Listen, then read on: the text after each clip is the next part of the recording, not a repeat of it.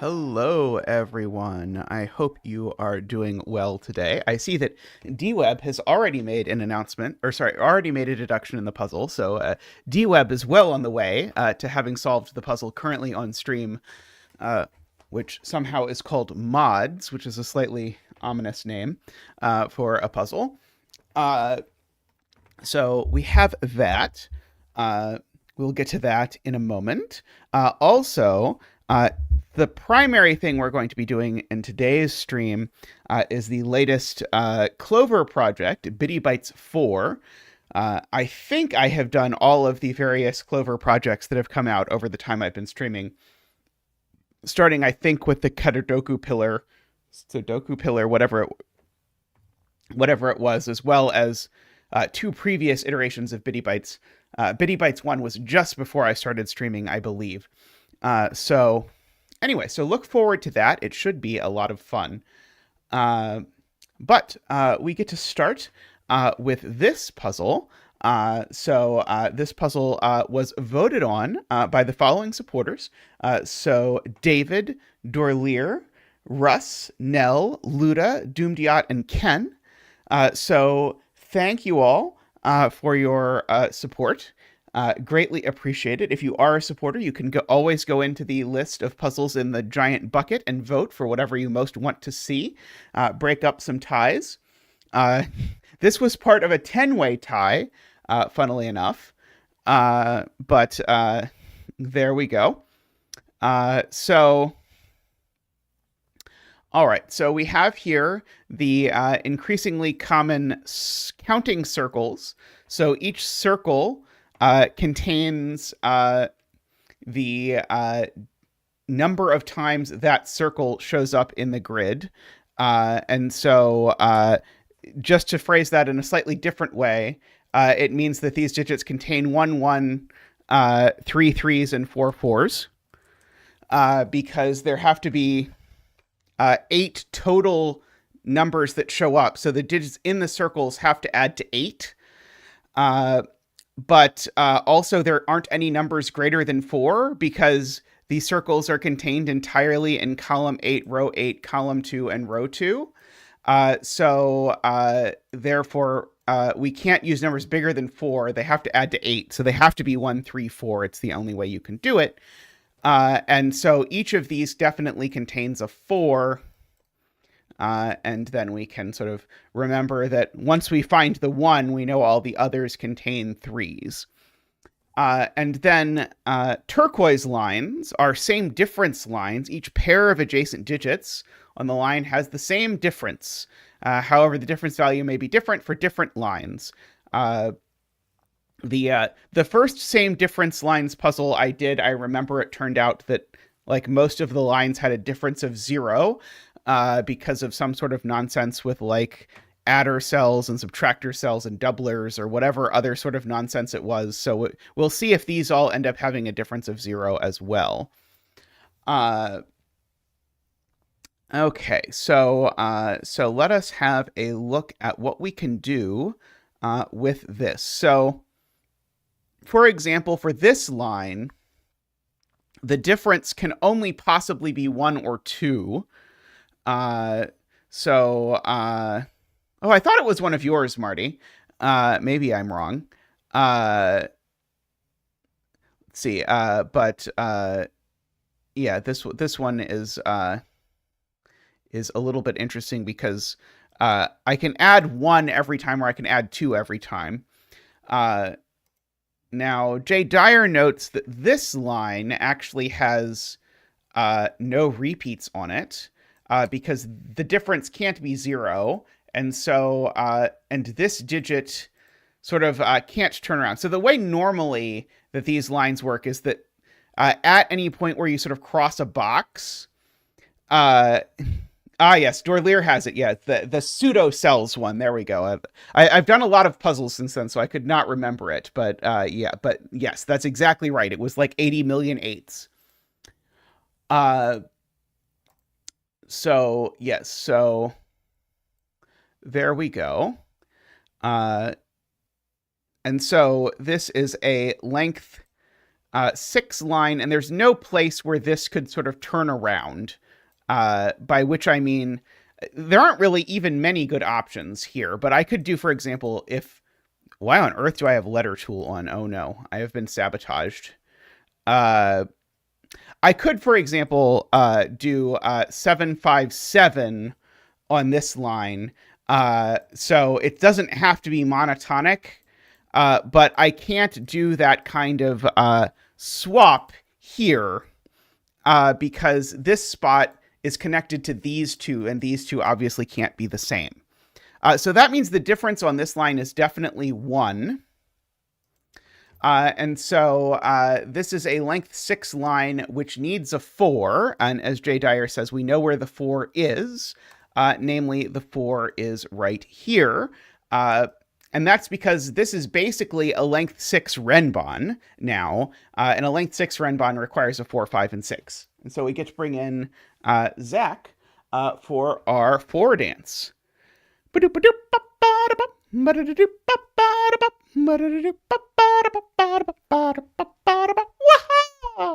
Thank you, Zach. Thank you. Greatly appreciated. So that makes these a 3-5 pair. And now that tells me that either there's no 3 here or there's no 3 here, which means that one of these has the 1. And so there's only 1 1 in a circle, remember? So there are no 1s over here at all. So these are just 3-4 pairs. Okay, because again, a 1 in a circle means there's 1 1 in a circle. Well, if there's a 3 here, this is a 1-4 pair. If there's a 3 here, this is a 1-4 pair. And now these are a 2-6. And then this is a 1 or a 7. Is interesting. Okay, so this can't be a 1, right? If this is a 1, now the problem is now I have a 1, 3, 4 quadruple in the row.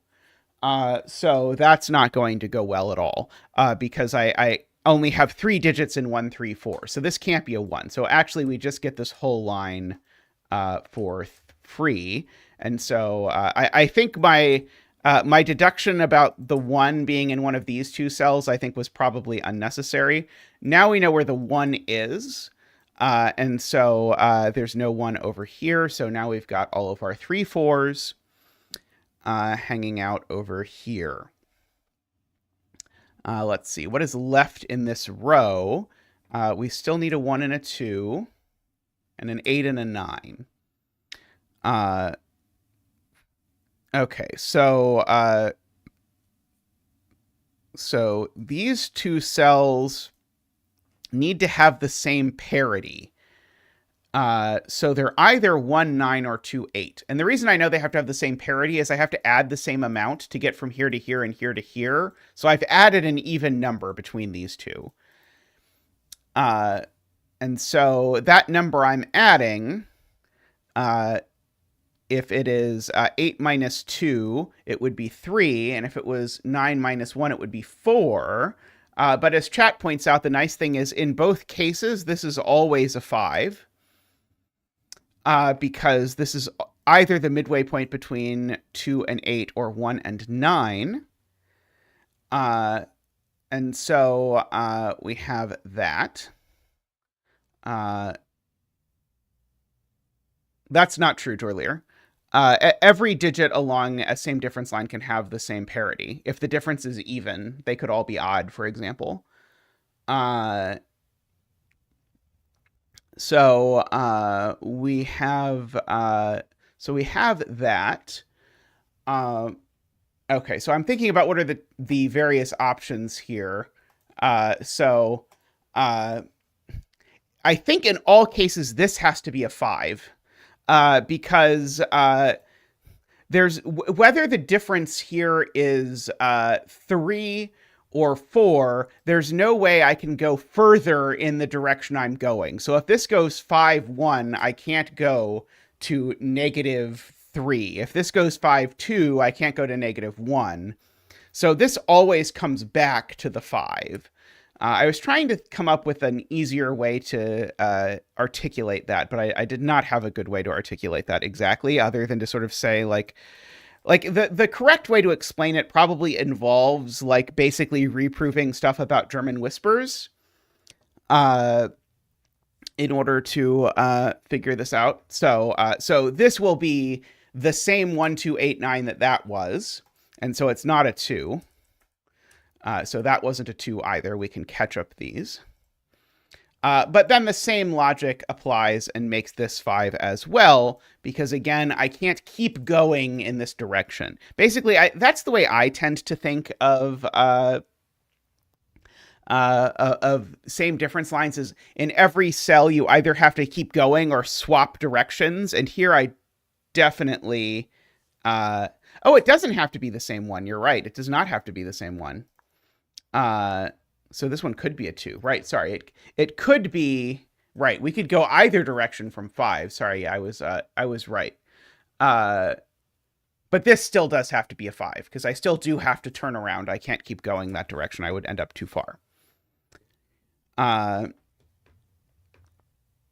Okay, so that is a little bit interesting for this line because this line now doesn't have a 5 on it. And so if this line had a difference of 1, it could not be 1, 2, 3, 4, I think. Because it could not be 1, 2, 3, 4, because the 4 would end up there, and it could not be 1, 2, 3, 4, because the 3 would end up there. So this line either is 6, 7, 8, 9, or it's a line with a difference of 2. And if the difference is 2, it doesn't have a 5 on it, so it's evens. And so DWeb has made a very cute observation, which is that 6 and 8 are on this either way, which I appreciate and enjoy. I do know one of those two is 4. Maybe that's not super exciting. Let's see. 3, 4. Okay, I'm going to do a little bit of Sudoku here and note that one of these is definitely 4. I don't know quite as much about 3s, I suppose. Let's see. Yeah, if it is 2, 4, 6, 8, it would have to go this way because there's a 3, 4 pair in this column. If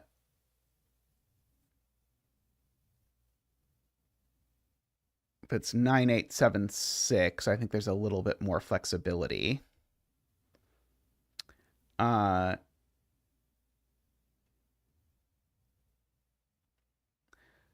Let's see. Do I know anything about these digits? I don't think so, but I'm going to fill them in anyway. 1, 3, 8, 9. That one's not a 3. This one's not a 1 because there's a 1, 4 pair.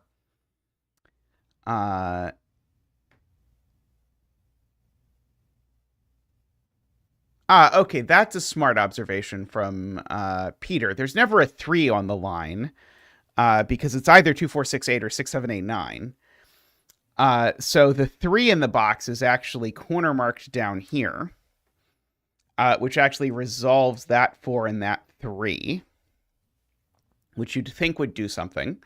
It seemed like it might be the kind of thing that would do something, but it definitely doesn't do anything. Let's see.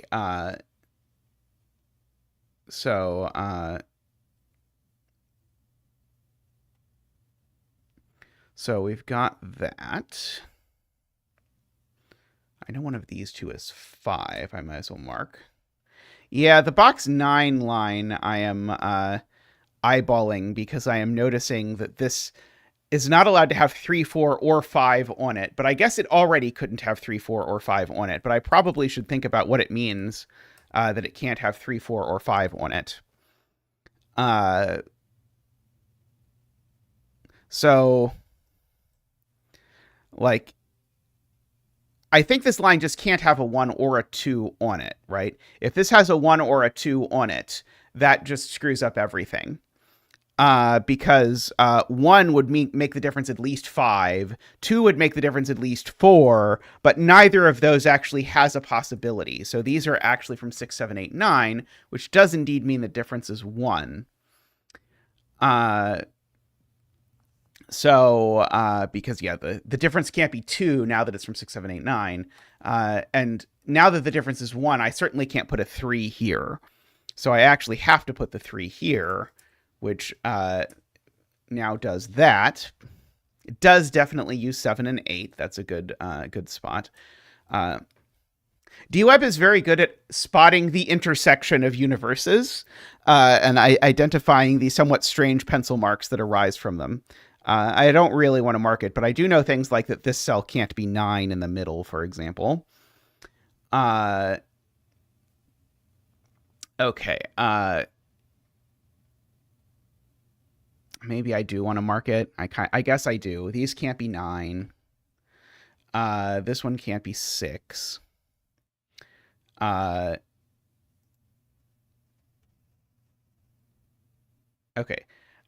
So if you think about it, these could be 6, 7, 8, in which case this cell is 5 or 9. Or these could be 7, 8, 9, in which case this cell is 6 or 10. But some of these don't work. So for example, this can't be 9 because it would put an 8 here, and we previously have identified that the 8 is on that. So the 9 is not actually possible. So this is actually only 5 or 6, which actually means this is the low end of this. So we can go 5, 6, 6, 7, 7, 8, 8, 9 is how this actually works in practice. And now 5 doesn't actually work either, because if this was a 5, now I would have to put a 4 or a 6 here, and I can put neither because there's a 6 corner mark there and a 4 there. So this actually is a 6, which makes that a 7, actually, if you look at it, because it can't be a 5. And then there goes our 7, 8, 9. And now I know that this is 2, 4, 6, 8, and I actually know where the 4 goes. The 4 goes there, and once the 4 goes there, that means my 2, 6, 8 go in that order. As previously noted, I just did that quickly because it was previously noted if it was 2, 4, 6, 8, we knew the order because we knew where the 4 went. So there we go. So we get some more stuff. So we have a virtual 1-2 pair in this row now. Because remember, one of these is 1 or 2 and one of them is 8 or 9. Together with that 1 or 2, that means that that's not a 1 or a 2. It can only be a 9. And so now these can't involve a 1 at all. These have to be 2, 8, which makes that the 1. And so now that has to be an 8, because remember, it had to be 2 or 8. So no 8 goes there.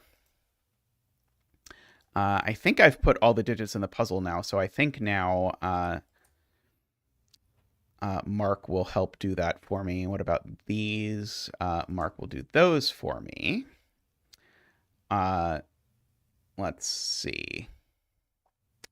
I guess I'm comfortable filling in these as well, which is good because those just fill themselves in as well. Making that a 1 through the power of Sudoku. 1, 1. Making these, let's see, a 3, 9, and then these aren't 3 or 9 or 2 or 6 or 8. Those are 4, 7. Okay. And I guess these as well. It's a little bit sloppier, I suppose. Yeah, that's not so useful. Oh, I can place the 7 in this box. Yeah, I can place the 7 in this box. That's more useful.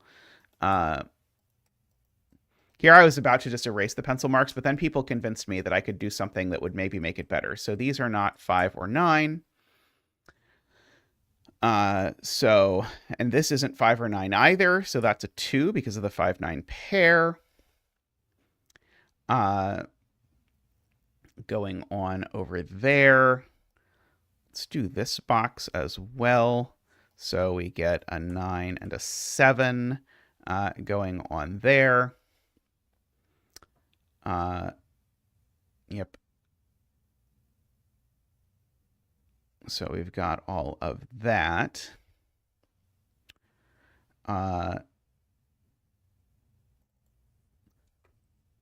7 in box 7 is placed there. I see that. Thank you, DWeb. These numbers are all itty-bitty numbers. Do I have any hope that anything nice happens with these itty-bitty numbers? I don't think I have hope yet. Do I have all the 7s in the puzzle? No, not quite. I've got a little Zackwing of 7s, I see. Let's see. I'm trying to see if I can do something smart before I just dump a bunch of pencil marks on these. That may be over-ambitious. Garion says just give in and just do it. So I will just give in and do it, as Garion suggests. So, I mean, I feel like I could just do this by candidate hunting. It feels awful, though. Like, this can't be a 9 because none of these combinations work with that. But that feels like not the spirit of the puzzle so far, but it works, I suppose. So now that this is even, this is definitely even, so it's not 3 or 5. And so we have that. That is a 6-8 pair. That's true. So those aren't 8. That's not 6. So those are a 5-9 pair. If the middle was 8, that would make this 6 and this 4. Those don't have the same difference. So in fact, this is 3 or 5. Doesn't quite do anything yet.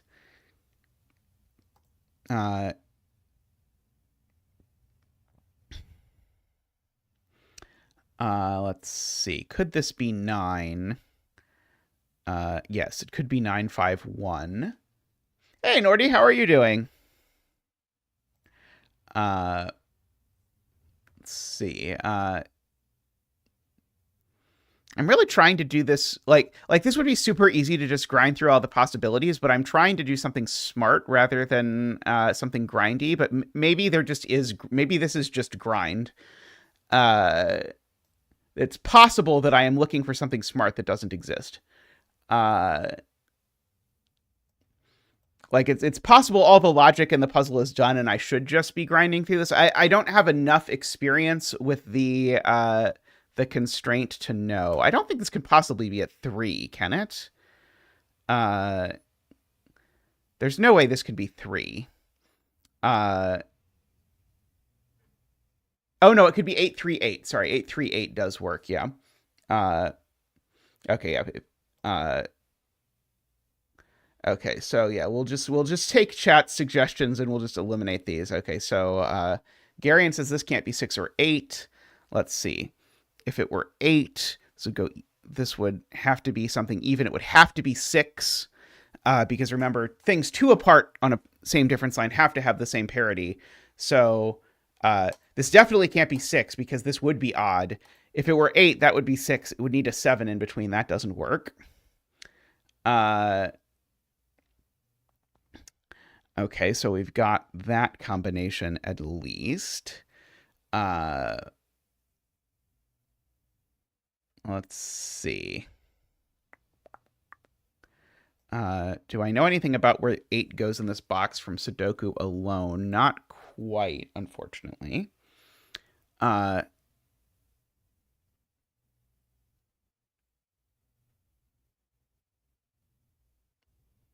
This is going to be a BB4 stream, that's correct, but we still started with our warm-up puzzle. Yeah, if this is 8, the difference is huge, and so then the difference can't also be small. So this is definitely a 3-5, which gives us a pair in the column, so that makes that a 9 and a 5. I kind of feel like we're massacring Marty's puzzle now. Like the beginning was so nice, and I feel like we have strayed completely from whatever was intended off of these lines. I don't know what it was, but we're certainly far off. So that is an 8 and a 9 and a 3. Going over there and continuing that. 9 is now placed here. So 9, 3 doesn't work. It has to be 9, 5, 1, which makes this a 3, makes that a 5. Let's see. Okay, and so now 6, 3 is not going to work because 6, 3 would require a 6 or a 0, and neither of them work. So this is 8, 3, and then that only goes with 8, 6, and now we can mark the rest of the grid. 2, 6, 4, 1, 2, 6, 8, 5, 1, 4. BB4 is either Big Brother 4 or Bitty Bytes 4. In this case, it is the latter. 7, 4, 6, 2, 8, 7, 2, 3, 2, 8. There we go. All right. Yeah, I enjoyed the beginning of that. The ending of that, the way we did it, was pretty unpleasant. But I can't imagine it was intended. There's got to be a nice way to do the end there that we just missed. Like maybe if we thought more consciously about parody, it's possible like there is some sort of coloring or something. I really liked. I'm not a fan of counting circles in general, but I really liked the way the counting circles were used here. I thought that was a very nice sort of break-in here. Like maybe it only works in a universe where you assume that the solver has solved a bunch of these enough to sort of know that, because it probably isn't worth having this step as an intro step in a puzzle if the solver hasn't. But, well, as it happens, I have solved a bunch of counting circle puzzles, so I found the way the intro was done incredibly cute. I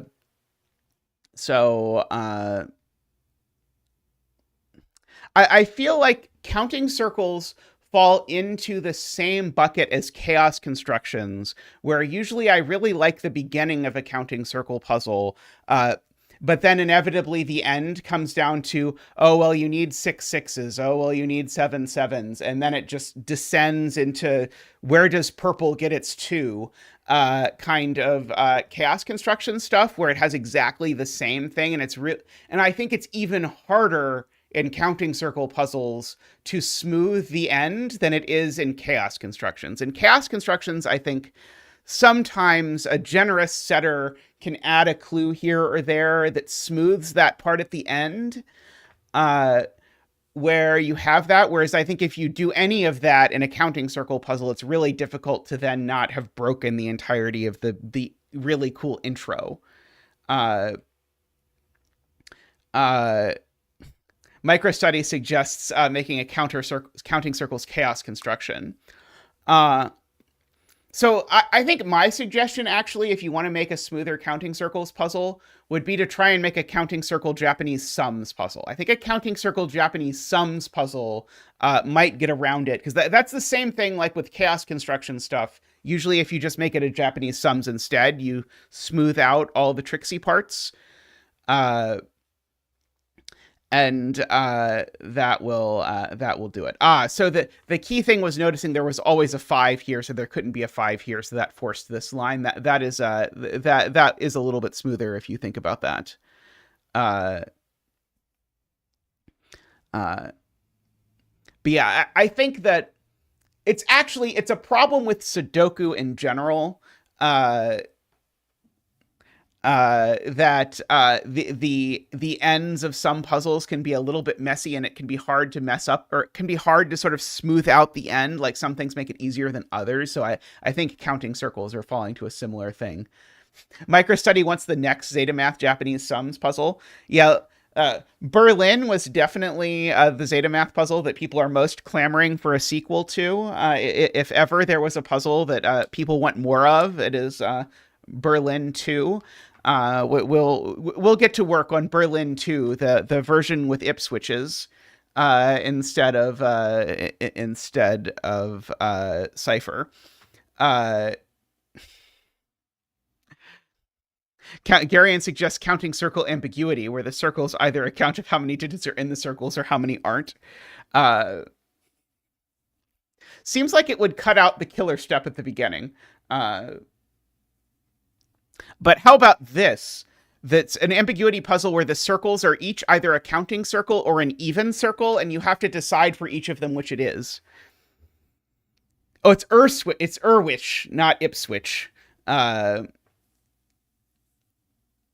yeah, anyway, neat puzzle, and I did love the thing there. Yeah, D-Web, circles are often... Oh, I guess circles are usually odd. Sorry, odd circle ambiguity thing, I suppose.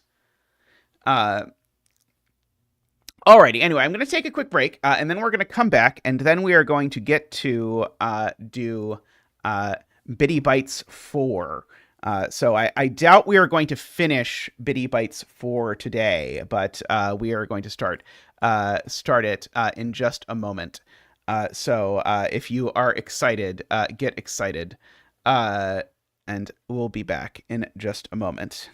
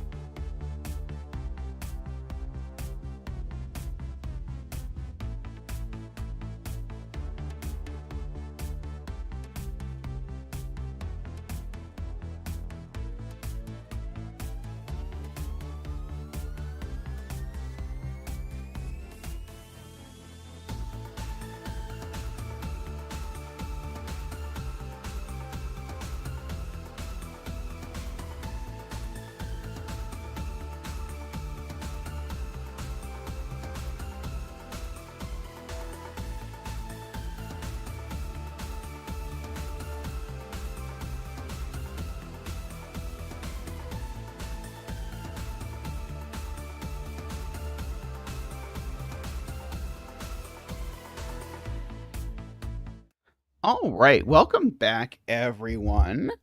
So for those of you who've not enjoyed the Bitty Bytes experience before, the way Bitty Bytes puzzles usually work is they're usually 4x4s, although I'm told some 5x5s have managed to sneak their way into this one. And usually they are quite difficult, especially relative to 4x4s. So you might expect 4x4 will mean it will be easy. Usually these are like 4-star-ish puzzles, although of course, it's a 4x4. So usually once you make the deduction that's hard, usually then it falls apart. So we have this. So just to read this sort of intro, we've got 30 puzzles. We have the normal Sudoku rules apply. Any not normal rules are highlighted in yellow, just to make sure that we miss those, or don't miss those. So we have Sudoku Pad links, and so we have that.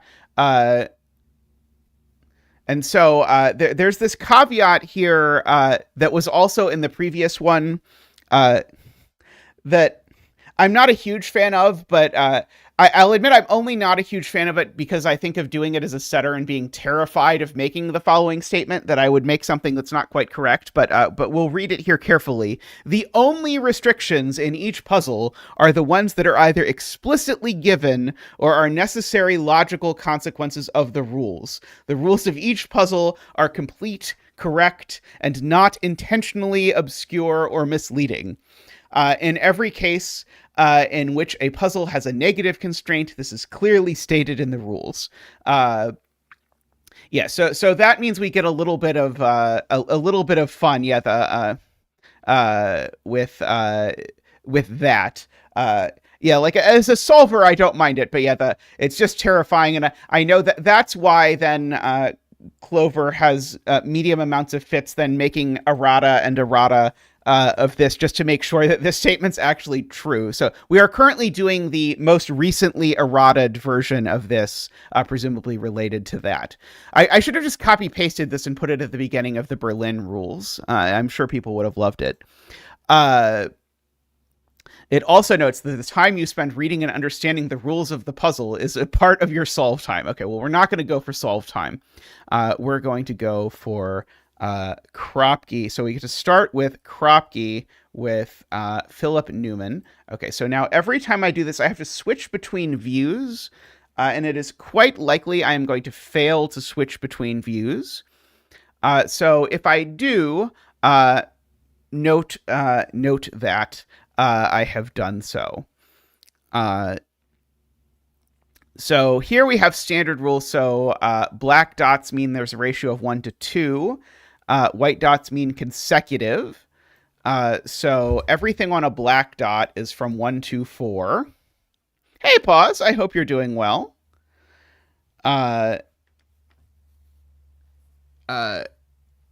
So we have that. Well, this definitely isn't a 1. This definitely isn't a 1. Yeah, they definitely include 2s. Yeah, this one can't be 1 either. This one can't be 1 either. The reason it can't be 1 is because it would put 2 2s in the row. So these are odd. So these are each 1 or 3. There you go. Oh, all possible dots are given. I even read it, and I read it as not all possible dots are given. Yeah, AFK, we're doing Bitty Bytes 4, so all the puzzles today are going to be small. Does solve time include time spent reading chat? Yeah, so we do have to be careful that we actually have a negative constraint here. Okay. Yeah, 1, 3 on this white dot, 1, 3 on that white dot.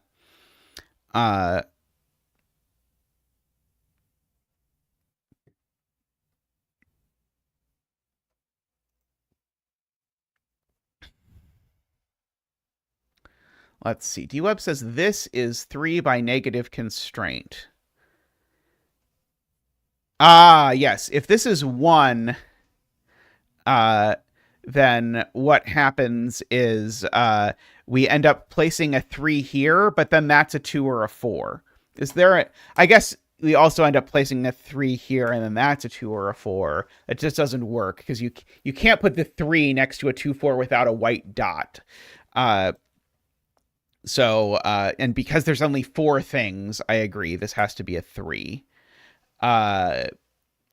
So we've got that.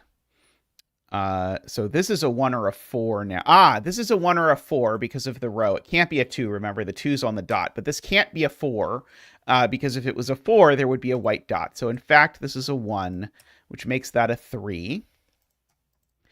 Okay, and now the negative constraint means that this can't be a 2 because there would be a white dot. So that's a 4 and 2. Now that is a 2. This is a 1 or a 3, but it's not a 3, so it's a 1. And so we get all of that happening, wrapping around here. This is a 1 or a 4, but it can't be a 4. So it's a 1, and that's a 4. This is a 1, and then the 1 here can't go next to a 2, so that's 4, 4, 2, 2. Nice. Okay, so now we get to do arrow deconstruction by James Sinclair. Draw 4 non-overlapping 2x2 square regions in the grid. Then fill each region with the digits 1 through 4 so that digits do not repeat in any row, column, or region. Leave all other cells empty. The sum of the digits along the arrow is equal to the digit in the connected circle, with empty cells counting as 0. The cell with a shaded square must contain an odd digit. About 30, Lakia. J. Dyer, that's a good question. What is the minimum number of dots you could have in a negative constraint 4x4 crop geek? Must not contain an odd digit. Must not. Okay, so this could be empty, I guess, is the point. We definitely have to have this be full because it... Right, there's no possible way, right? Yeah, there's no way that I don't put any squares on the lines at all. So therefore, this has to be part of a region. So therefore, this is part of a region. And in fact, actually, if we do the pigeonhole principle thing, actually, we can star all of these. So these cells all have to be inside of regions. And here I think it's actually a little bit easier to give the proof of this because every square in a row definitely contains an even and an odd in terms of the column number, for example. So therefore, I definitely need... within a row with a box, I need to have an even, but the only evens available are 2 and 4. And so every box needs a 2 or a 4.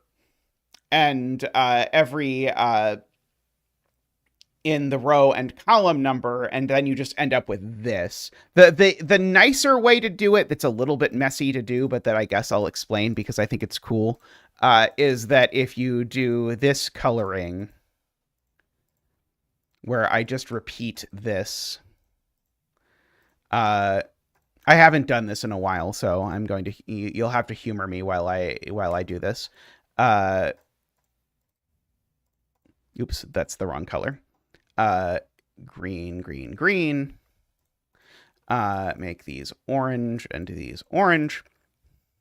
So the point is that if I make this coloring where all I've done is alternate orange and purple in row 1 and alternate yellow and green in row 2, and so on and so forth throughout the grid, I've arranged it so that by necessity, every 2x2 region contains one of each color, because it contains one from an odd row and one from an even row. And so I need a purple, an orange, a yellow, and a green. And the reason why it sort of works out is that these are the only 4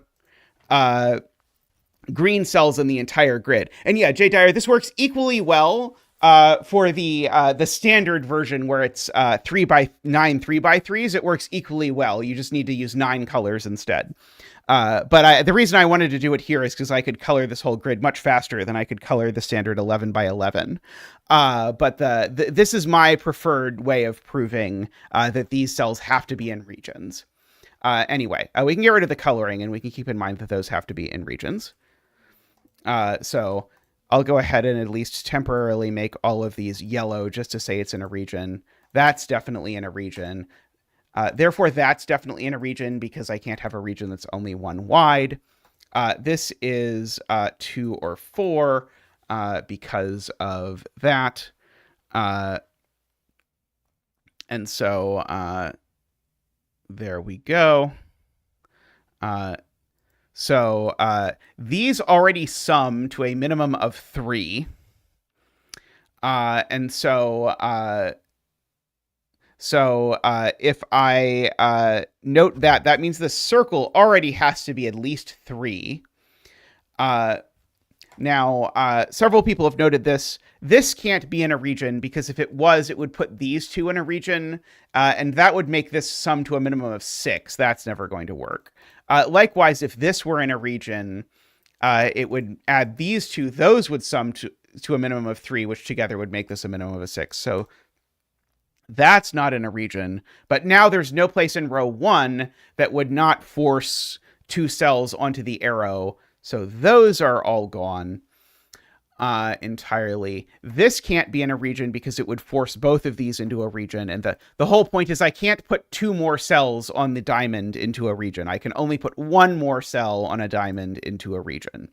And therefore, this region is now actually done. So we can make this the blue region. And now that that's the blue region, this is nothing. This has to go down.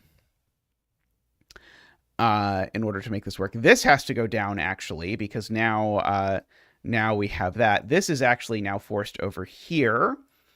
So we'll go ahead and make that purple. And now nothing else is allowed to go, because actually now this is forced to be a 1 and a 1-2 pair, summing to 4. So no more arrows means now this can't be in a region just because there's no way I can fit a 2x2. And so over here, we have our green region, and over here, we have our orange region. And now we can say, okay, so this is now a 2 and a 3 and a 1 and a 2. That's a 4. So that's a 4 by sudoku. That's a 3 and a 2. These are a 1, 2, so that's the 1 and that's a 2. These are a 3, 4 in some undisclosed order. These are a 1 and a 3, but that's the 3 and that's the 1, so that looks up and gives me that's the 4 and that's the 3. Very cute. I like this. I especially like that it lets you prove the thing I always think is super awkward in J. Dyer deconstructions. In a way that lets you actually sort of write out the proof I like, but in a much smaller grid. I really appreciate that. Let's see. If you are J. Dyer, do you call them standard me deconstruction rules? Is a good question. Okay. This one by Clover. Normal 4x4 Sudoku rules apply. There are some cages in the grid which contain sets of digits with various sums. Digits do not repeat in cages. Each sum that is used in the puzzle is used in exactly 2 cages, and each time a particular sum appears, it is formed from a different combination of digits. Ooh, okay, that's spicy. Okay, so yeah, so we get to contend with that. So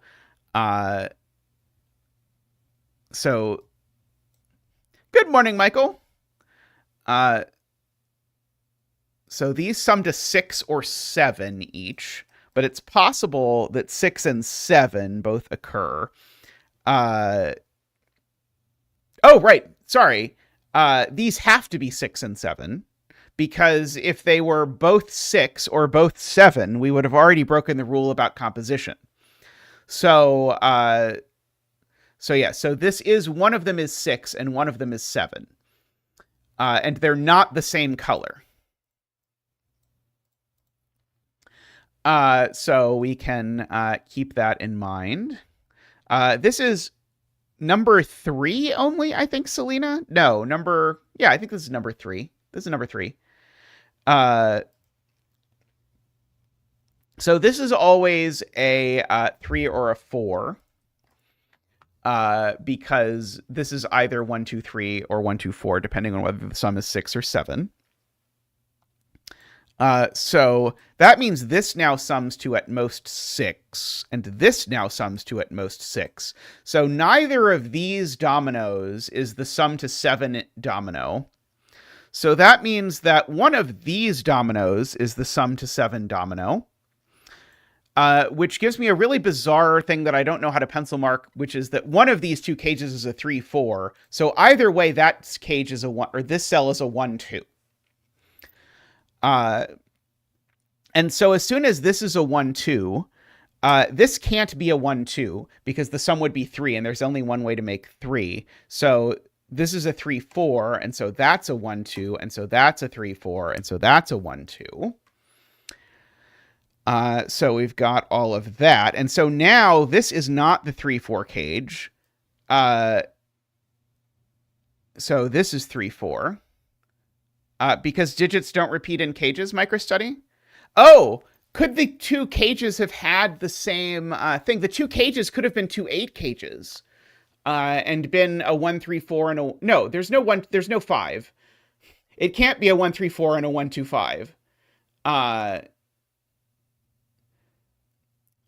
Because the only way to make 8 is 1, 3, 4, and the only way to make 9 is 2, 3, 4. So this is the 3, 4. So this is a 1, 2. And if those are 1, 2, of course, that's a 3, 4. So that's a 1, 2 there. So that's a 3, 4. And that's therefore a 1, 2. And so, yeah, we're about to be deep into catch-up territory here. So we will, we'll go, this stream now sponsored by Heinz. Heinz, reach out to me. Happy to talk. Excuse me. Okay, there we go. And now all should be clear. Da da da da da da da da. Sure.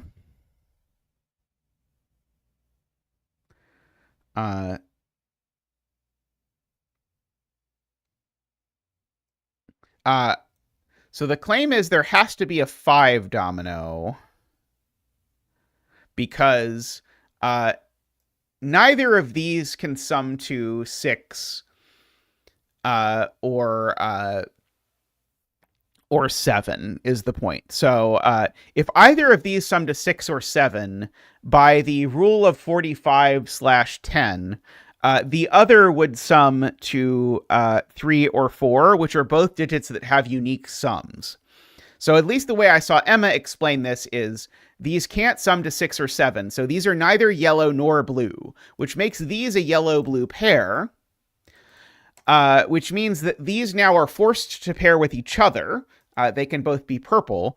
But if they're both purple, that means that their sum is 5. And this one now needs to sum to at least 6, because remember, it is 6 or 7, and the only way I can sum to at least 6 is with a 2, not a 1. And so, in fact, it has to be 2, 4. And so now we can go ahead and we can color properly what is going on. You are not blue. And so, therefore, 4, 1, 1, 2, 3, 3, 4, 3, 4, 1, 2, 2, 1. We didn't get any slashes or letters is a little bit unfortunate, but we've still got plenty of puzzles in the pack. I'm sure we can have a multi-layer coloring before we can sort of unravel all of this. I liked this one a lot. This is my favorite of the ones so far. Let's see. Hamla Sudoku. Is this like short for Hamlet, or is this some other thing I don't know? Construct a valid Sudoku grid based on the original grid provided, so that for every digit with value n in the original grid, there is exactly one n in the new grid that is n steps away from its original position in a straight line in the one cardinal direction. Then solve the resulting Sudoku. A blank grid has been provided for note-taking purposes. For automatic answering, enter your solution into the blank grid. I feel like these last two sentences contradict each other. If the blank grid is there for Whatever. Okay, so here we go. Here is our crazy thing. Okay, so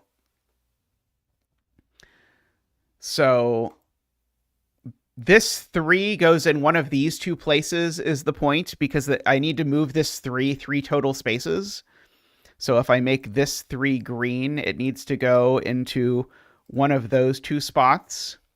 Why don't I make them blue? The world will never know. This 2 goes to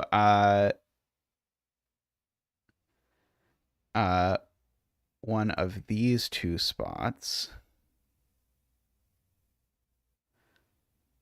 This 2.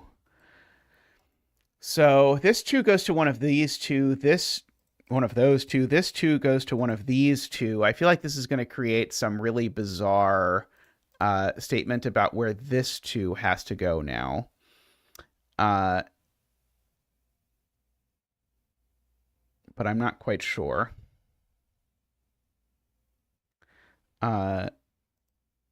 I know this isn't a 3 in the final solution, so I'm going to fill that in.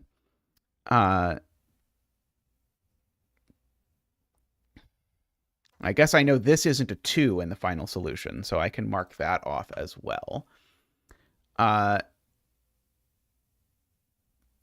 Also not a 1, true. And this one's also not a 1, right? Because this 1 goes in one of these 2 places. Okay, so we're getting somewhere. I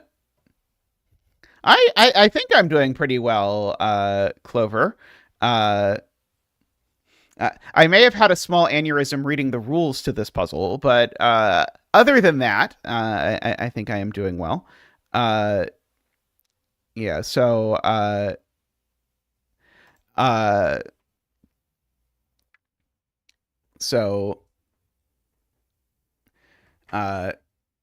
so this one,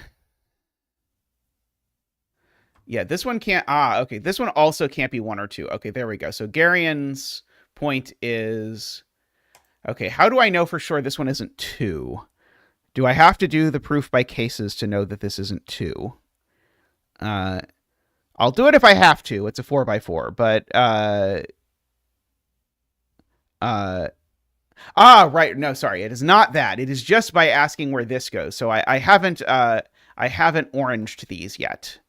So this cell now is not a 1 because of this 1, and it's not a 2 because of this 2. So we have an honest 3-4 pair, which gives us a 1-2 pair here. And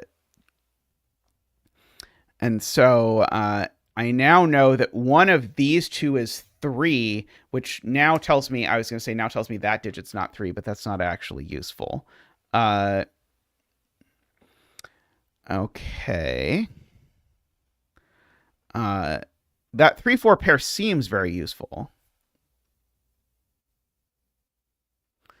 This is certainly not 1, so it's certainly 2, 3, 4.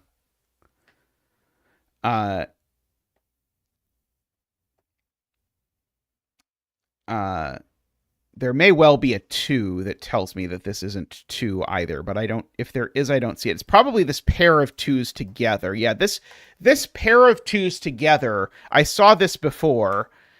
They go in these 2 places. These 2s can only end up in box 1 and box 4, so one ends up in box 1 and one ends up in box 4.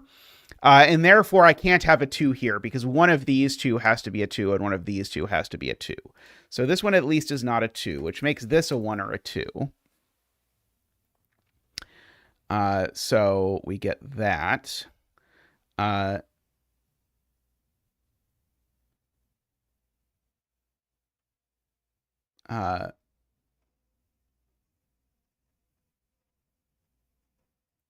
Okay, so microstudy requests a color. Not a letter yet, but a color for yellow. Aha, yes. So this one, this yellow certainly rules 2 out of there. Oh, why did I color it there? We were meant to color it over here. Okay, right. In the blank grid, one of these is a 2, and so therefore that's not a 2. So therefore it is a 4. We get a 3 and a 3 and a 4.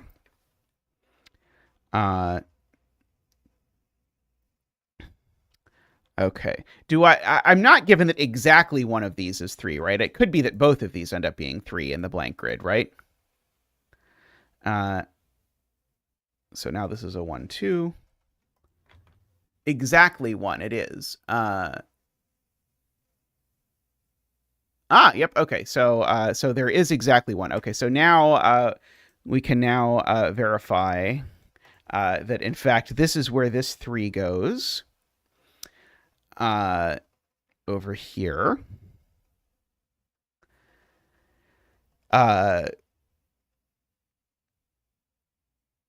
Okay. So right. So now this 3 can't go there anymore because it would be a second green 3. So therefore this 3 is 3. And if this 3 is 3, it's not 2. So therefore this is 2 and it's yellow. And therefore this is 1 and 2 and 1. This seems to be a 1. As soon as that's 2, this isn't 2, but spoiler, it's also not 2. For that reason, let's see. Okay, so that is the orange 2, though. We can officially document.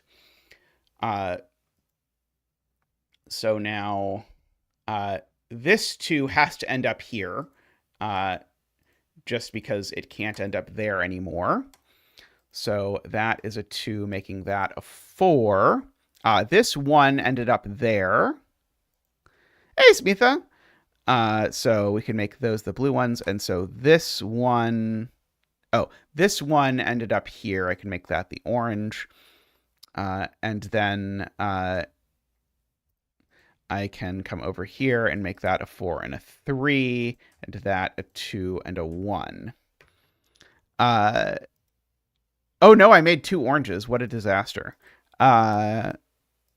In solution check proct anyway. Sven, get your stuff sorted out. Red. There we go. Yeah,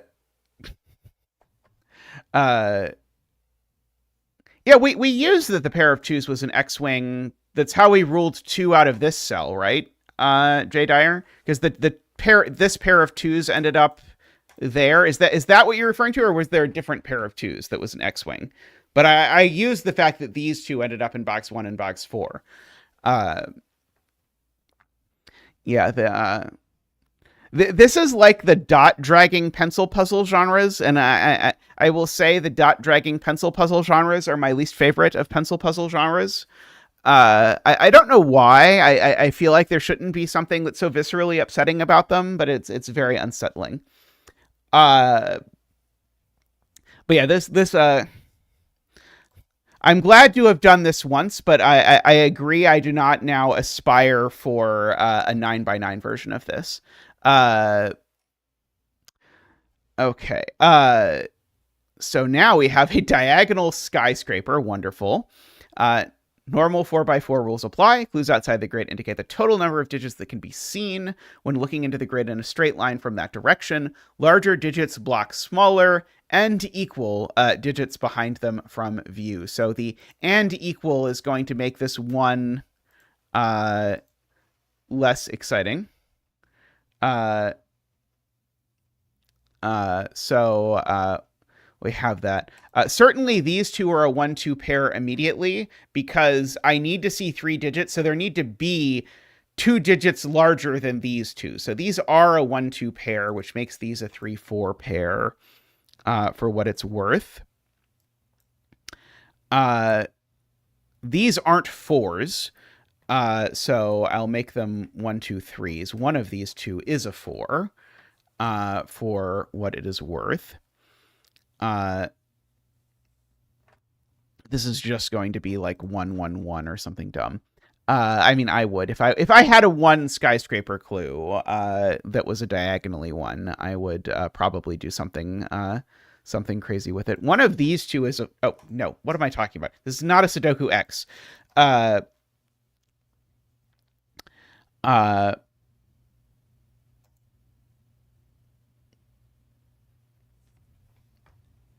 Uh, I'm glad Garion also got tricked by thinking about fours on the diagonal, like that was a rule.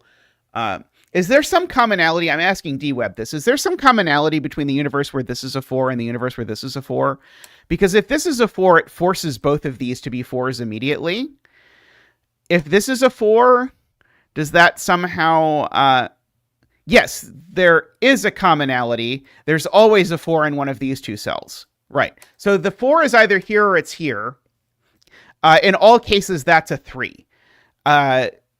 Because if this is a four, the one skyscraper means that. So there's always a four in one of these two cells, which makes that a three. Thank you, DWeb. So we have that. So those are a 1-2 pair. So now that's the four over here. And now that that's a four, Emma has noted, now I definitely can't make this a four. So that's okay, I suppose. Unfortunately, I thought that was going to do something, but it didn't immediately do something.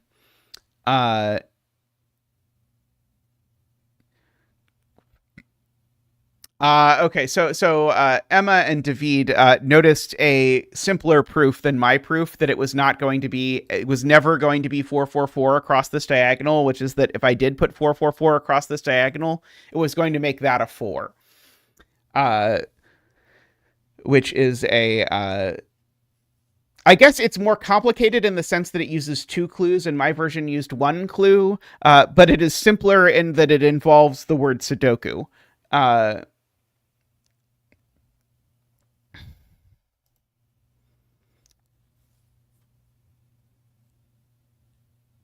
Okay, let's see. So,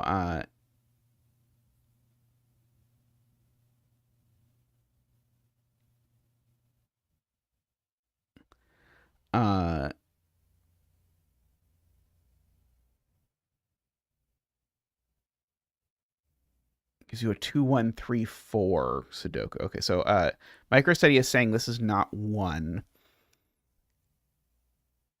Right. Okay, yeah. So if this is a 1, that's a 2. Yeah, this is a little chainy, but skyscraper is a chainy genre, and this is a 4x4. So I feel like this chain is well within the realm of the genre of skyscraper 4x4s. If this is a 1, that's a 2, and now there's no way to make this actually end up getting to be 3. So that's not a 1. Uh, uh,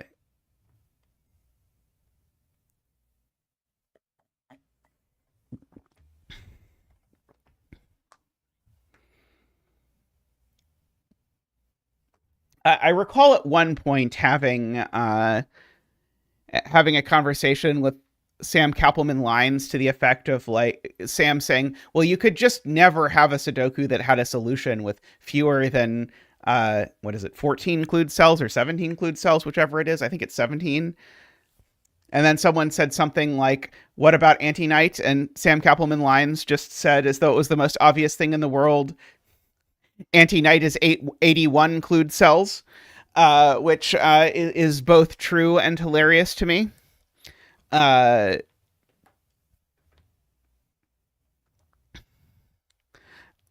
so if this is a 2, then that's a 3-4. I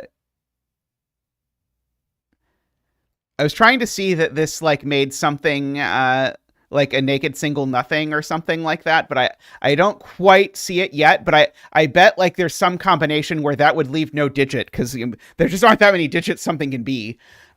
So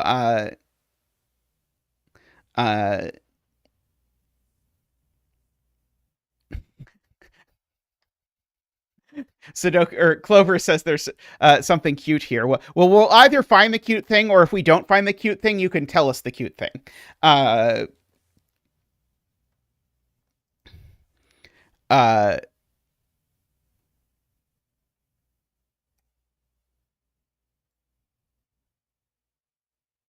uh,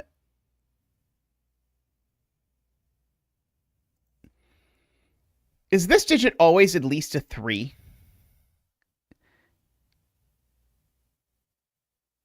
No, not necessarily, unfortunately.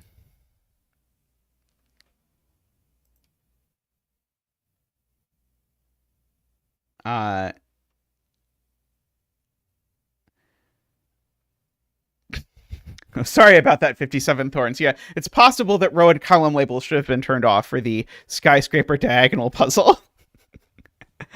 uh,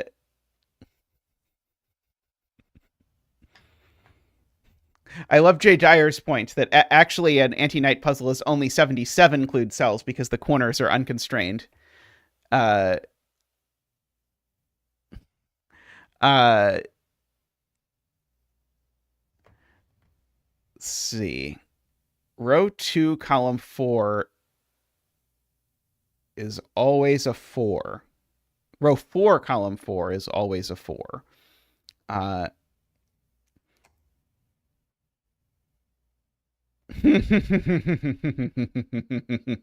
Very nice. That's got to be it.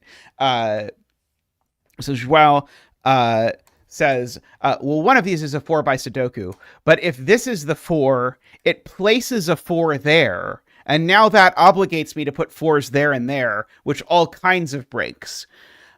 So that's not going to work. And so therefore, always this is a 4 and that's a 4. No? Oh, no, it doesn't. No, right. Sorry. 4 is the other way. Darn it. No, 4 there is good. 4 there is good. 4 just blocks everything but 4. Or sorry, 4 blocks everything. No. Well, it was cute in my head.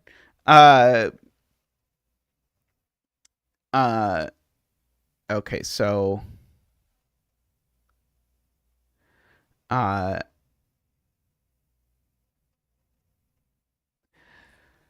so let's see. So it's something with skyscrapers. If this is a 4, it certainly does make that a 4. Is it that one of these needs a 4 on it, and that would rule 4 off of both of them? Is there any way that these are both 1, 2, 3, the scene digits? No. One of these needs a 4. That's the point. One of these cells needs a 4. And so, because one of them starts with a 2, and whichever of these starts with a 2, it needs to end in a 4. So, if I choose to put a 4 here, that does not work, because I rule 4 off of both of these entirely. So, that doesn't work. Whichever of these starts with a 2, it ends in a 4. And so that doesn't work. And so indeed, this is the 4-4. That's got to be the cute way. Which I think is probably what Joao was saying. And so we can do that. Yes, that is very cute.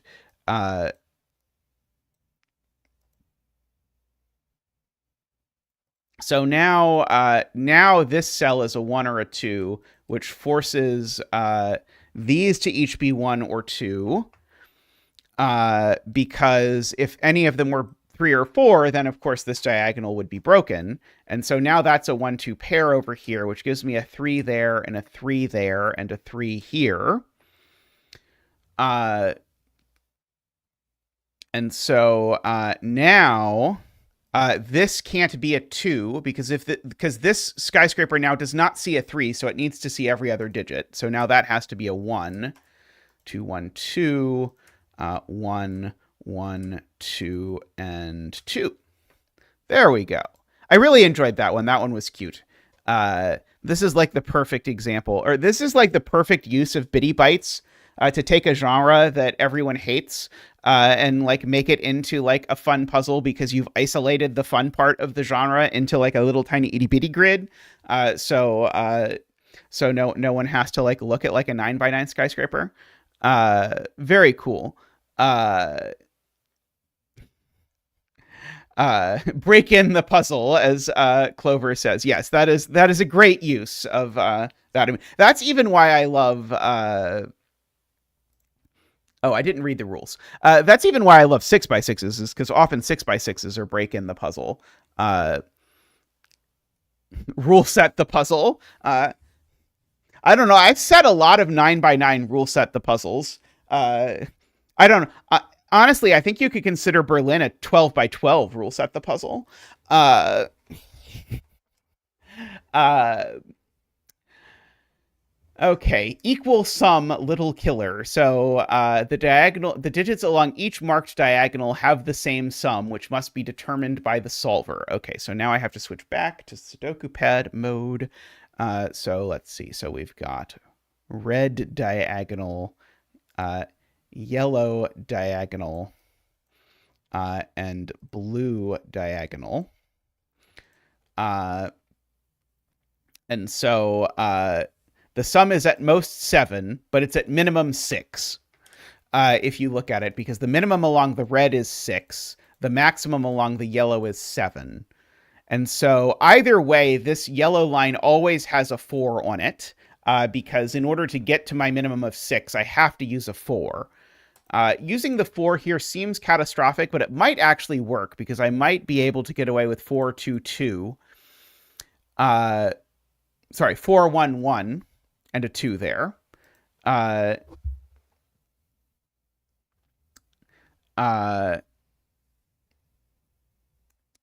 Okay, now these definitely have 1s on them, right? Because if I don't put a 1 here, yeah, if I don't put a 1 on this line in both spots, then it's too big. And the red line doesn't have a 4.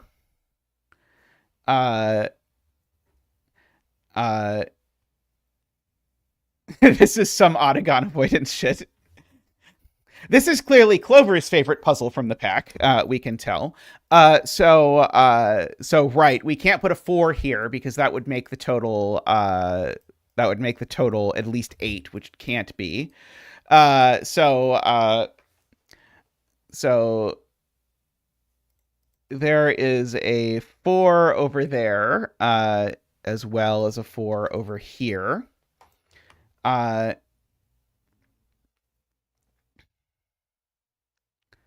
So, and assuredly that's not a 4. So, oops. So I think the thing I'm supposed to do is highlight the 2, 4 universes. And note that either the green cells are all 4 or the yellow cells are all 4. So any cell that sees both a green and a yellow cell is not 4. So this cell's not 4, that cell's not 4. And this cell also isn't 4 because we know... Actually, 4, 1...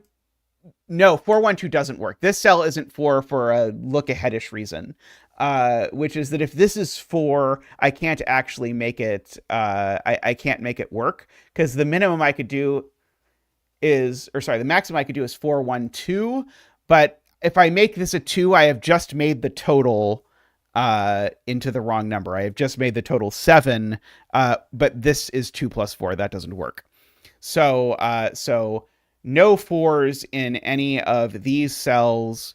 In any of these cells, and therefore this is the 4 down here, which means that the green universe is the correct universe for 4s. And the yellow universe was fraught with peril from the beginning. And I think that is explaining the stuff about Autogons and hammers and other such stuff without having to explain the stuff about Autogons and hammers and other such stuff. So this is a 2 or a 3, we know, because of this. Okay, yeah. So a thing that is pointed out that that I didn't see, but that is a good thing to note, is that this digit is always the sum of these 2 digits.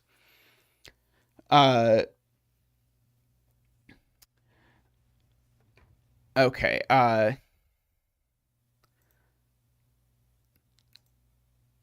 So let's see. So we can do the one coloring is either that or the other one coloring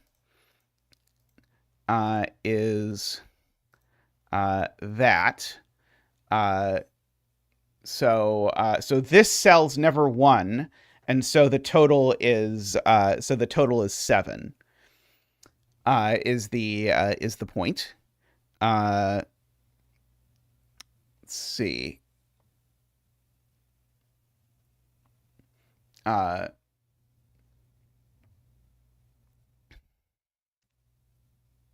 Yeah. So here's a more elegant way to say this. Uh, one of these two is always 1. So now where is 1 in column 2? 1 in column 2 therefore has to go here. Is a different way to say this that does not involve the coloring. So this is always a 1, but now we get sort of all of our 1s for freezies. So that's a 2, which makes that a 3. Oh, I didn't say we didn't like the colors. I was just saying that there was a way to do that. Well, as soon as you place this 1, Jay, you immediately get that this isn't 1 because placing this 1 gives you all the 1s. So you'd have gotten there without that as well. So that is 2, that is 3, that is 2, and that is 3. Interesting thing there. The geometry here is cute. And probably I'd like a bunch more puzzles like this to help me understand how to see this stuff in 9x9s, maybe, possibly. Okay, skyscraper numbered rooms ambiguity. Let's go. So some clues outside the grid indicate the number of digits seen. Smitha, yes, this is Bitty Bytes 4. So this is a puzzle pack by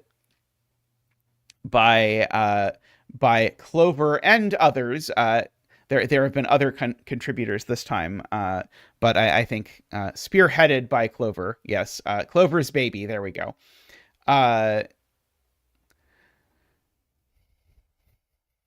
Oh, what is the subtitle? Oh, you're right. Bitty Bytes 4, Big Ol' Bitties, as the title.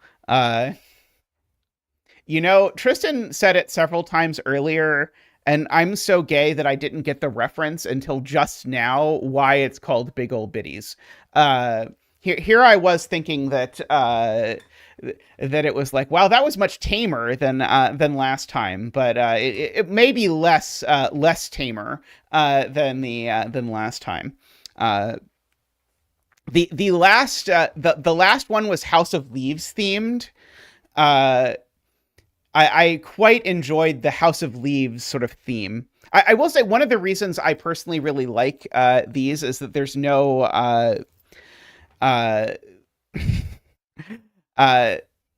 there's no sort of lore that I have to read. It's just sort of a puzzle set with puzzles that have a theme.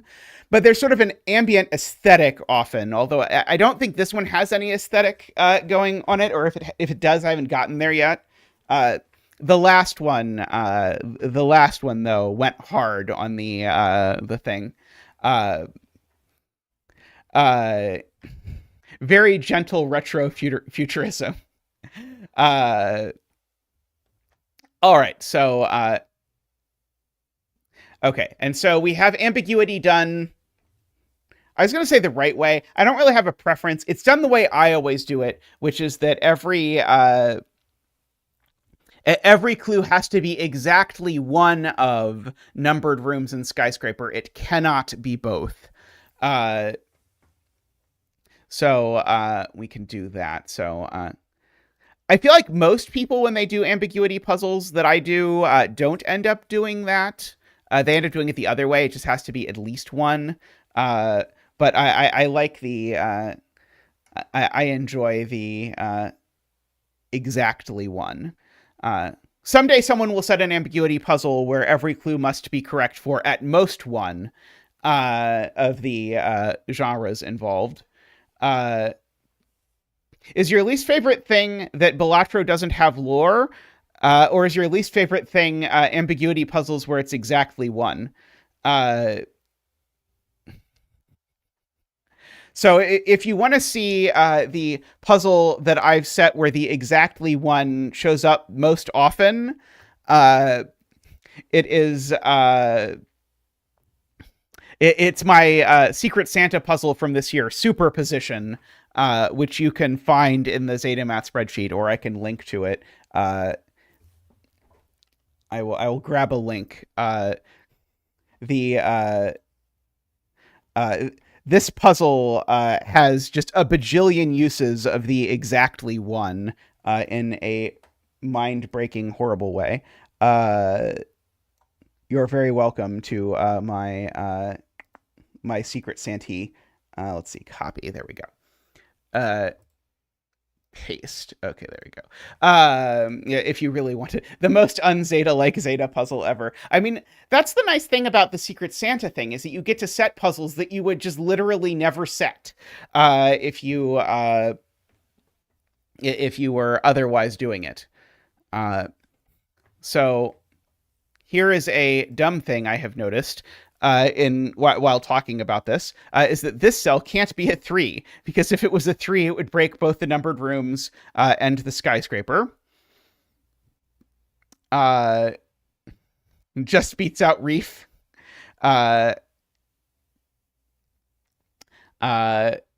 Dynamic Duos by Naverio. I have memories of that. I do feel like Reef ended up being a fairly unZeta puzzle in the grand scheme of things, but the most unZeta puzzle has to be 2D wave particles. There's no way 2D wave particles isn't the most unZeta Zeta puzzle, I feel like. I don't know. I feel like if someone looked at Superposition and was asked who set this puzzle, and it included the title, I feel like some people would get to me because of the title is a very Zeta title, and the rule set is a Zeta rule set. The logic is very weird, though. Although I have kind of wanted to do another 2 pencil puzzles on top of each other puzzle. Although I'm hoping it will be one where the notation is less horrible than that one. Antimatter is a great puzzle. Everyone likes it, and now that you can draw all the lines on top of each other, I think we can get some great antimatter puzzles out there. Definitely make that. Okay. So this also is 1, 2, 4. This also is 1, 2, 4 for exactly the same reason. For what it is worth. Because of the 3s.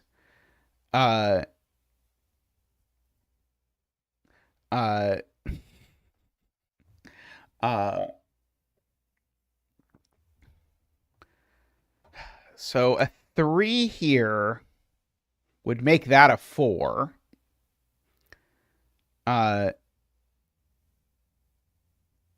I think the 2 clues can have 2 in the first position, can't they? If it's like, if this is 2 and then a 4, that works, right? 4 does not work here. That's true, because that 4 here would put a 3 there, because it certainly wouldn't be a skyscraper. It would be a numbered rooms. 4 here would put a 3 here. That doesn't work. I agree.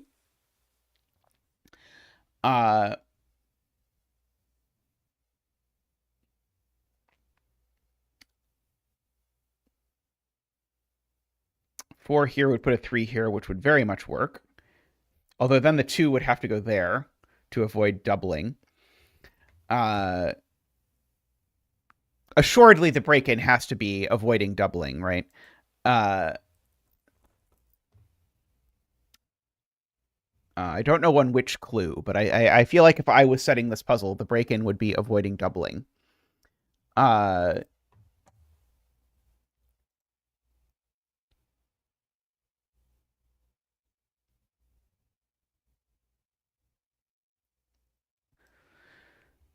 So one of these two is a 3. Do I care which one?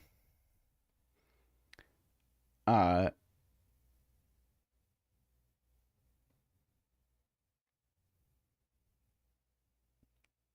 see. Jay Dyer says there's no way to avoid making this a 3 skyscraper. So if I tried to make it... Yep, that's right. That's exactly it. Right. So if I try and make this a numbered rooms clue, then this would have to go 2, 3, and then there'd be a 4 up here somewhere, and it would also be a skyscraper. So this is not... So this is definitely a skyscraper, in other words. I don't know. What color do people associate with skyscrapers? I don't know, like red or something. So this is definitely a skyscraper and not a numbered rooms, which means one of these two is a 4. And now blue. Blue is skyscraper. Okay. Or gray. Like, probably gray. Yeah, gray is actually a good choice, I feel like. And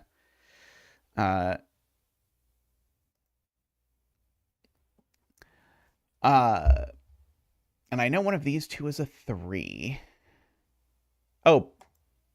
No, this could be a 3. That's fine.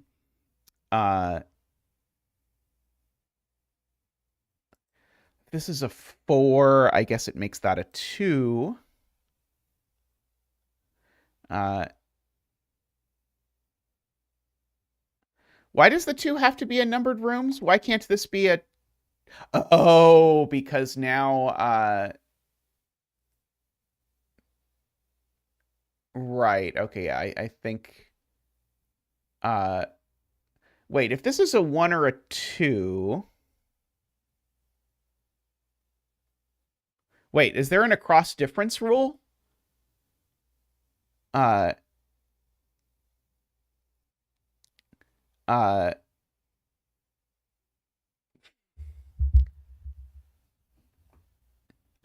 Okay, there's an across difference rule. Okay, yes. I just read the ambiguity as far as exactly, as far as to see that it couldn't be both. But I didn't read the opposite corners part. Okay, so this is a numbered rooms. So it can't be a 1 because it's a numbered rooms, and it can't be a 2 because it's a numbered room. So it is a 4 with a 2. So there we go. Okay, and so now this 4 is certainly a numbered rooms. And so that is a 3. And so now this is a skyscraper.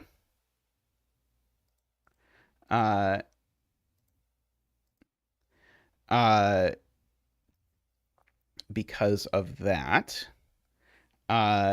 These are a 1, 3 pair. But this can't be a 3. Because if this is a 3, it's both. So that is a 3, and that's a 1, in order to make that happen. So these are a 1, 2 pair.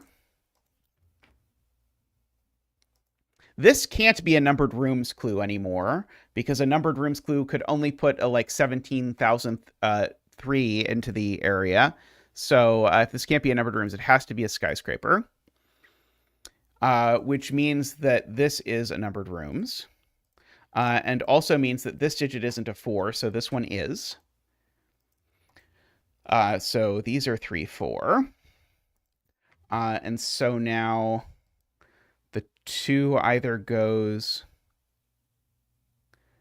if the 2 went in the 3rd spot, would that work? Yes.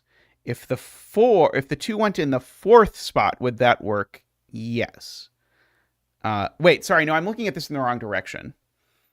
I need to avoid, let's do this the easier way. The easier way is to note that I can't make this a 2 because this is a skyscraper clue. So thank you, chat, for saving me on that. I was like carefully working out which both ways of this did due to previously induced skyscraper trauma. So we get all of that. So this is a skyscraper clue, so this has to be 3, 4 in order to make that work. I also kept getting that it worked out both ways in my head, so I just kept doing it again until it worked. But then it did not. Alrighty. Next. Philomeno Sudoku by Glipperol.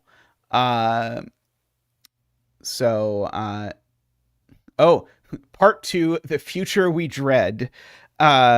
Indeed. Okay, so normal 4x4 Sudoku rules apply. Divide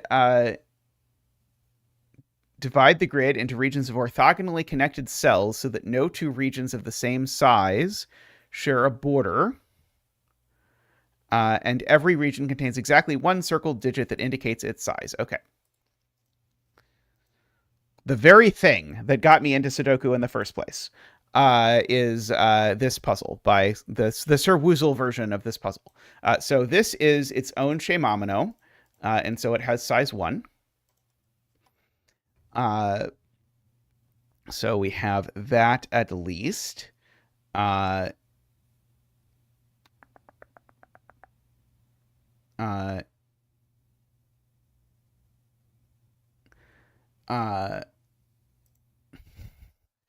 Gives you Slitherlink related trauma.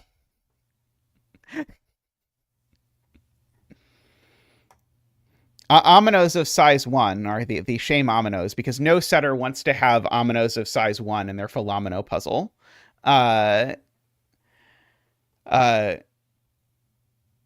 Glipperol managed to forget how to solve 2 of the 3 puzzles that they set. Amazing.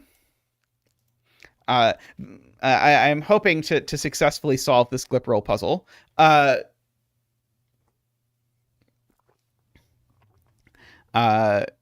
looking for one of these that yeah, so these numbers have to add to 16. Do I need to maximize these given that they add to 16? No,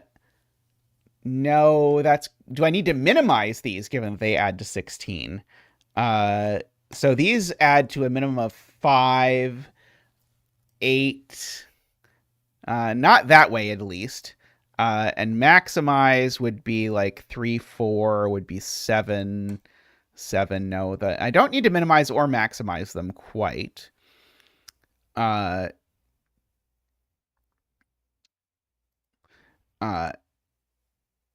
was looking to see like if this could really be a 1, if that would create problems, but I don't think so. And like both of these can be, I was going to say both of these could be 4. Of course, that's not true, but both of them could be large without creating problems as far as I can see. Let's see.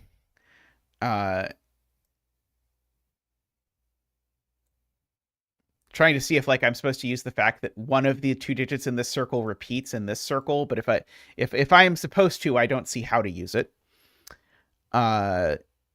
Immediately. Definitely both of these grow. Only one of them can grow there, so one of these 2 circles belongs to one of these 2 circles.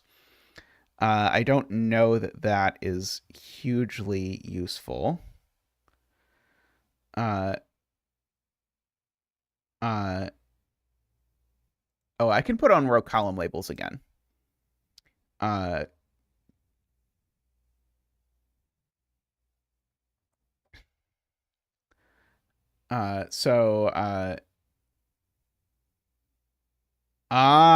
yeah. So let's contemplate this digit. So this digit could be a 1. Great. It could be a 2, in which case that's a 2. It could just be a 3, in which case this is a 3, and we have 2 triominoes. But it certainly can't be a 4, because it would make this a 4, and I can't get to... Oh, crap. No, maybe I could. Sorry, it could go over here. It still has room. Yeah, Yeah, it would actually just work to make that. Oh, two threes can't touch each other. Right. Two threes can't touch each other because this is a Philomeno after all. Uh, uh, go look at row 2, column 3. And so uh, if this is. There we go. Yes, that's gorgeous. Okay. So if I remember the rules of Philomeno, then as soon as this digit isn't a 1, it goes here. But this digit can't grow without touching this cell. So this digit is a 1 always. So we have a second Shemamino for sure.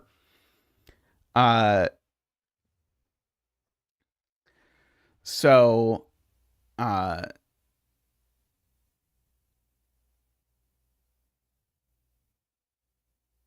so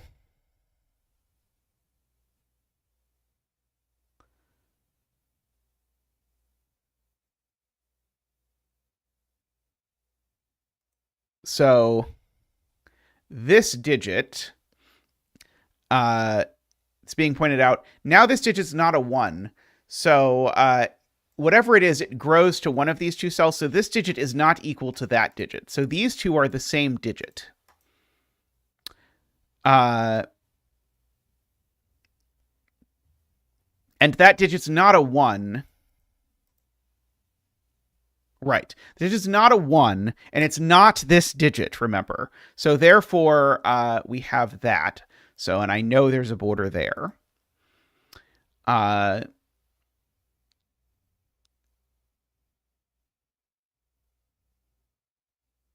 Okay, now this digit now is a 1.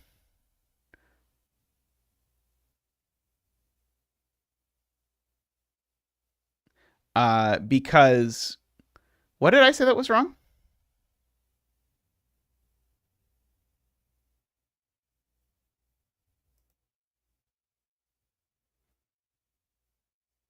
Yeah.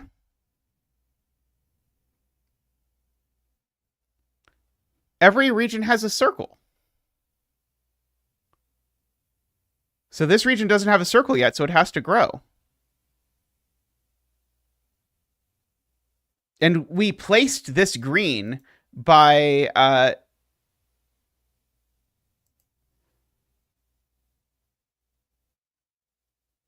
oh, right, sorry, right, right, right. Sorry. Right. Yeah, the my Philomeno reflexes that these two have to be the same. These two are the same digit, but they're not the same amino size. In fact, they're almost certainly not the same amino size. So it could grow to row 4, column 2. That would be okay. So what we're saying is these should really be like green circles instead of green colors, I believe. Okay, yes.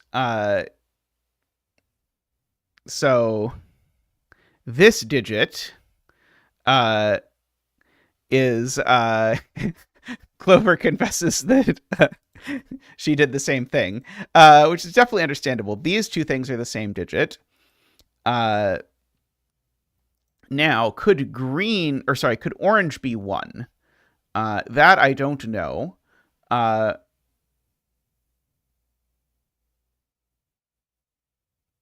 uh,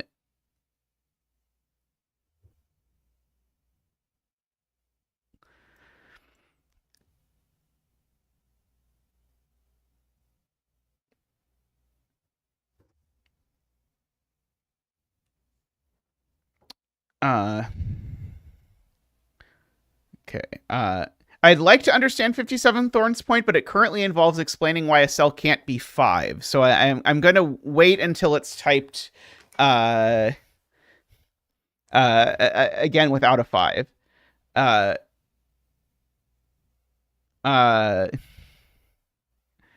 uh, uh,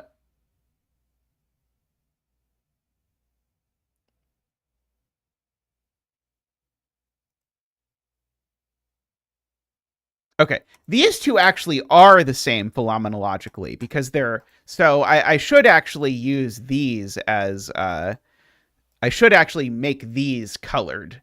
Uh, uh,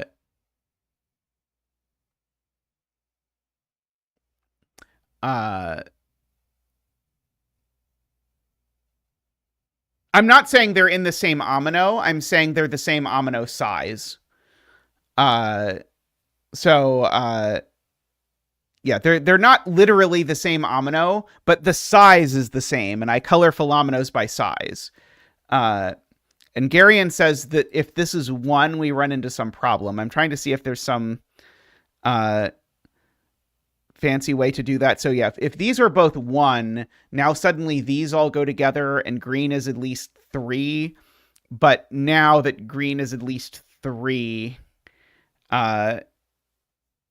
then we run into some problems.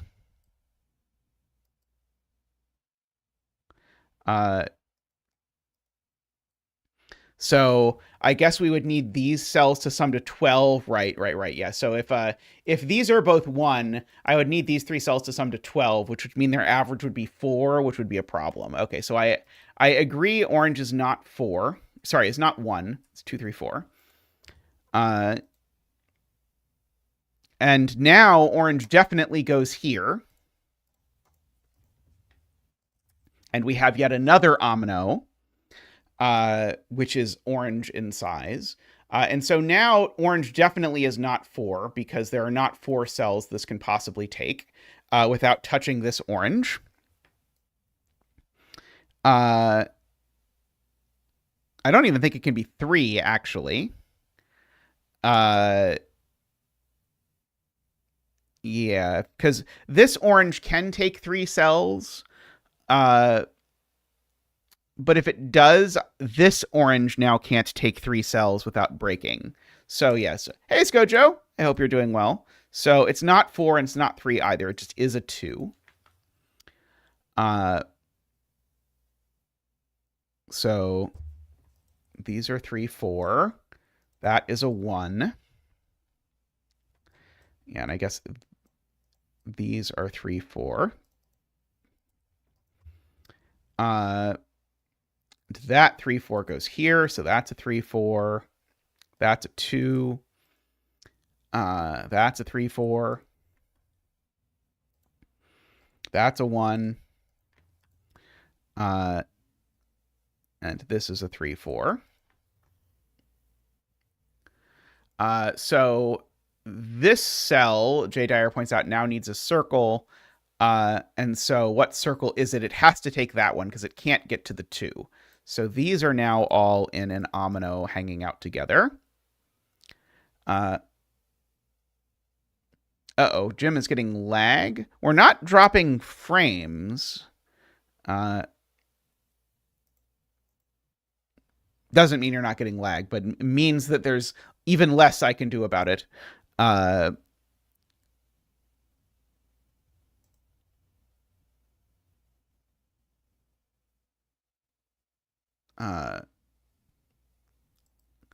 Okay, I either need to continue this coloring or just get rid of it, because I don't think this is doing anything anymore.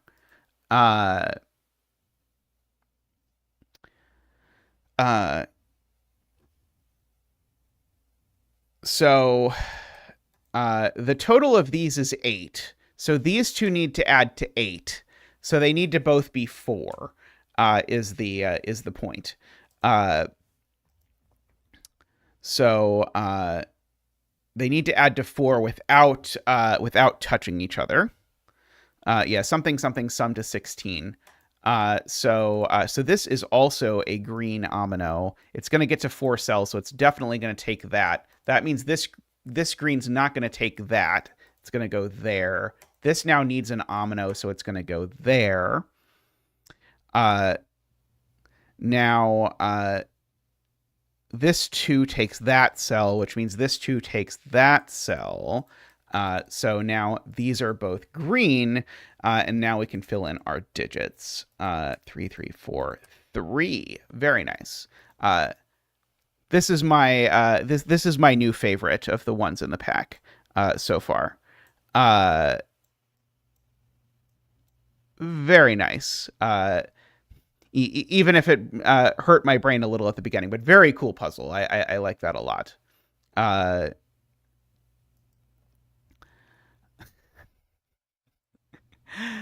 We get to do a 4x4 balance loop. Wonderful. Let's do it. Okay, so normal 4x4 Sudoku rules apply. Draw a loop in the grid that travels between the centers of orthogonally adjacent cells and passes through every white dot. Every time the loop passes through a white dot, the sum of the digits of the loop on either side of the white dot, up to and including the next cell in which the loop turns, are equal. All possible white dots are given. Okay, so we know the loop does that at least.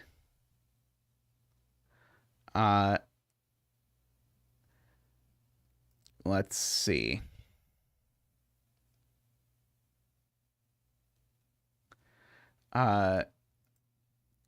Loop does have to go through here. This is such a mind-bending rule set to handle.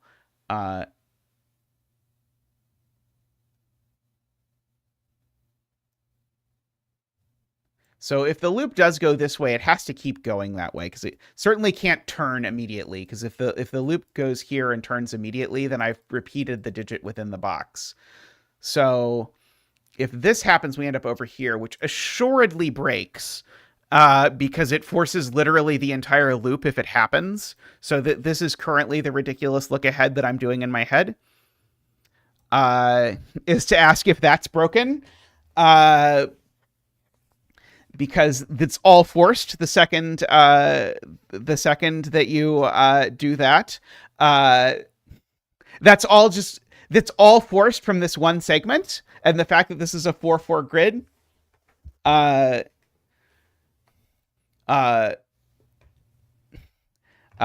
This has issues with the negative constraint. I am being informed.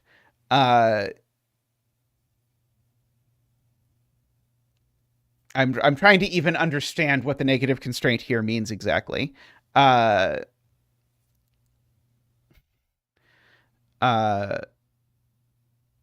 You'd need a dot in row 1, column 4.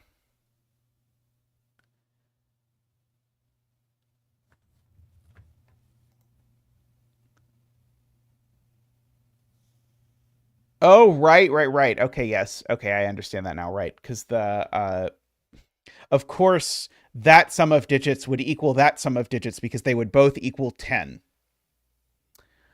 Uh, uh,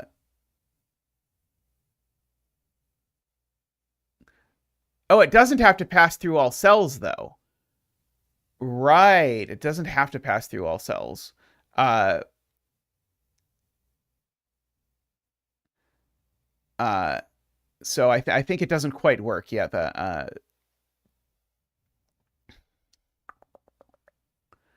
so I don't know that I have concluded that this has to go down, but I've almost concluded that this has to go down. And now I really want to use uniqueness because the loop certainly has to enter the bottom 2 rows, but I will resist and not do so.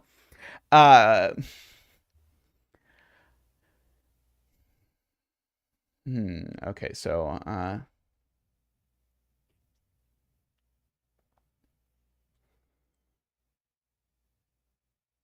so what is happening? So it certainly has to pass through each of these circles.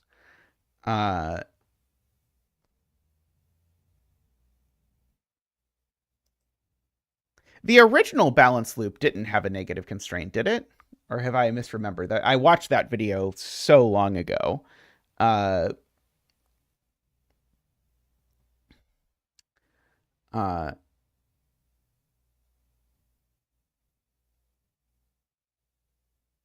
okay.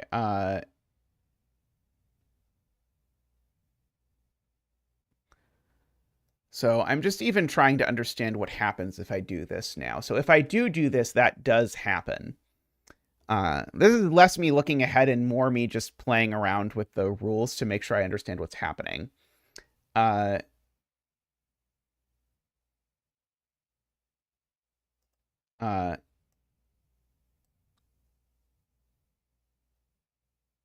So if this is true, we're saying that this digit...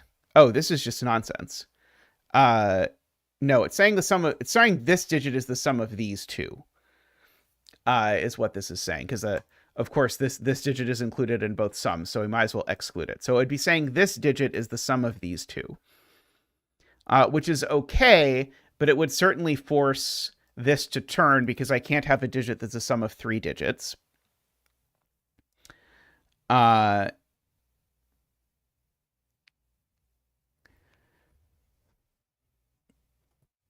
But now we're saying this digit, or sorry, this thing, which is certainly not a digit, so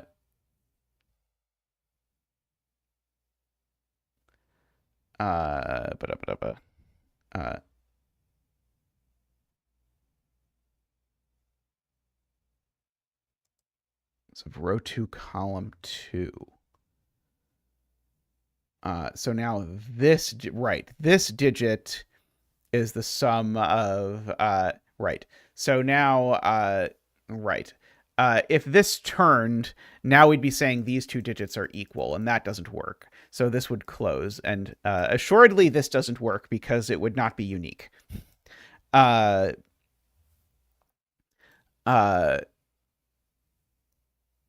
So probably there's even a logical reason that doesn't involve that why this doesn't work.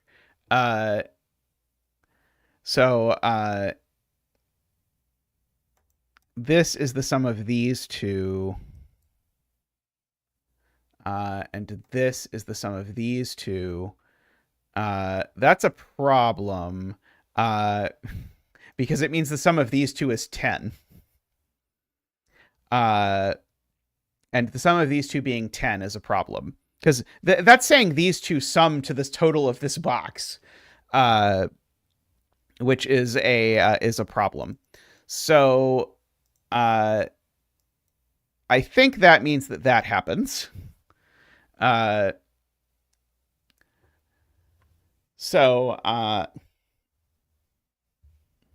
we definitely saw all of that in our head. Hey, Paul Fly, how are you doing?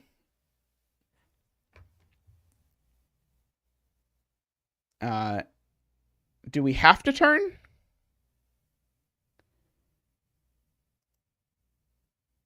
No, we can't turn, because if we turn here, now we're saying those two are equal. So we have to do that.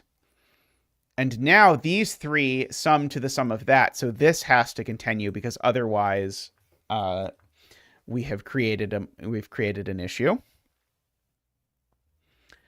And now, oh, we are allowed to do this. That's fine.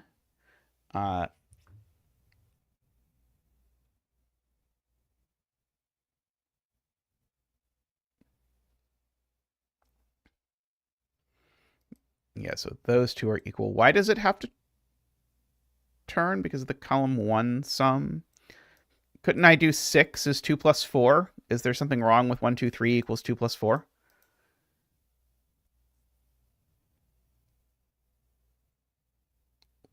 That's what I don't understand. Why are you saying it can't turn?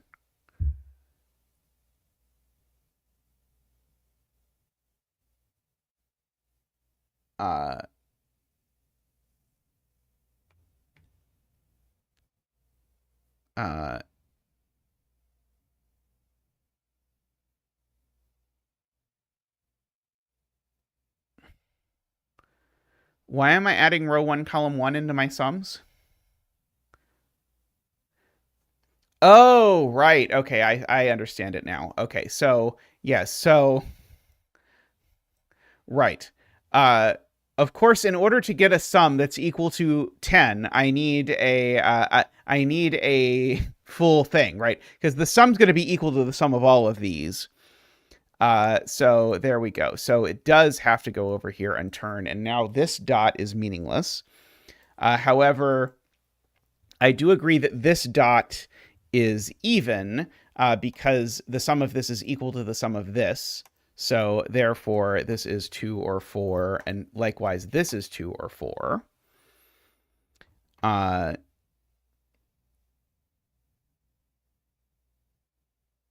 Okay.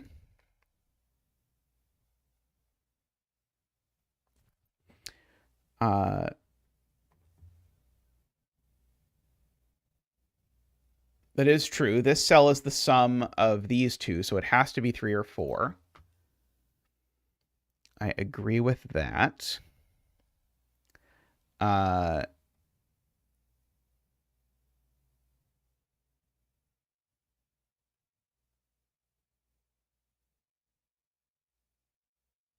So there's a 1 down here for whatever that's worth.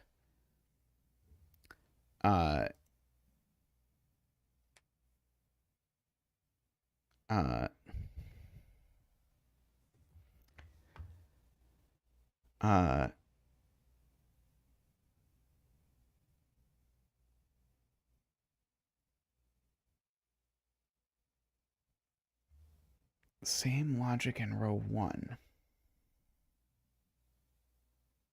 Yeah. Right. These two sum to this. So this had better not be a 4. That's the problem, right? These two sum to this. So this is a 3 or a 4. But in fact, the only way it works is if this is a 3, a 1, and a 4, and that's a 2. Because we need to be... this number was already at least 3. And so now these are 1, 2, and that's a 4 and a 2. These are a 3, 4 pair. These are a 1, 3 pair.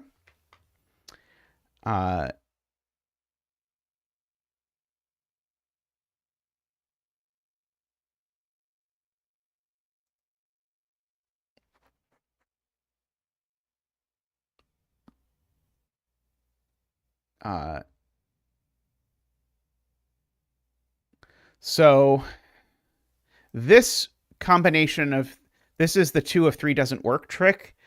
This doesn't work because if we go left and right out of this circle, then we force 2 equals this digit, which is a problem. So therefore, we always take the down out of this.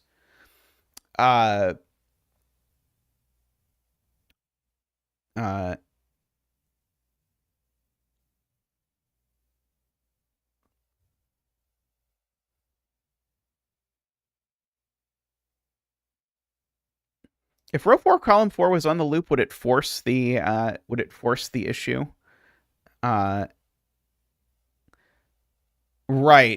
I would have to avoid. I would have to do this to avoid breaking the negative constraint, and that would be a problem. Because if I connect up there or connect over there, I've created a negative constraint issue there or there, is Garian's point. So this cell is just out of the loop.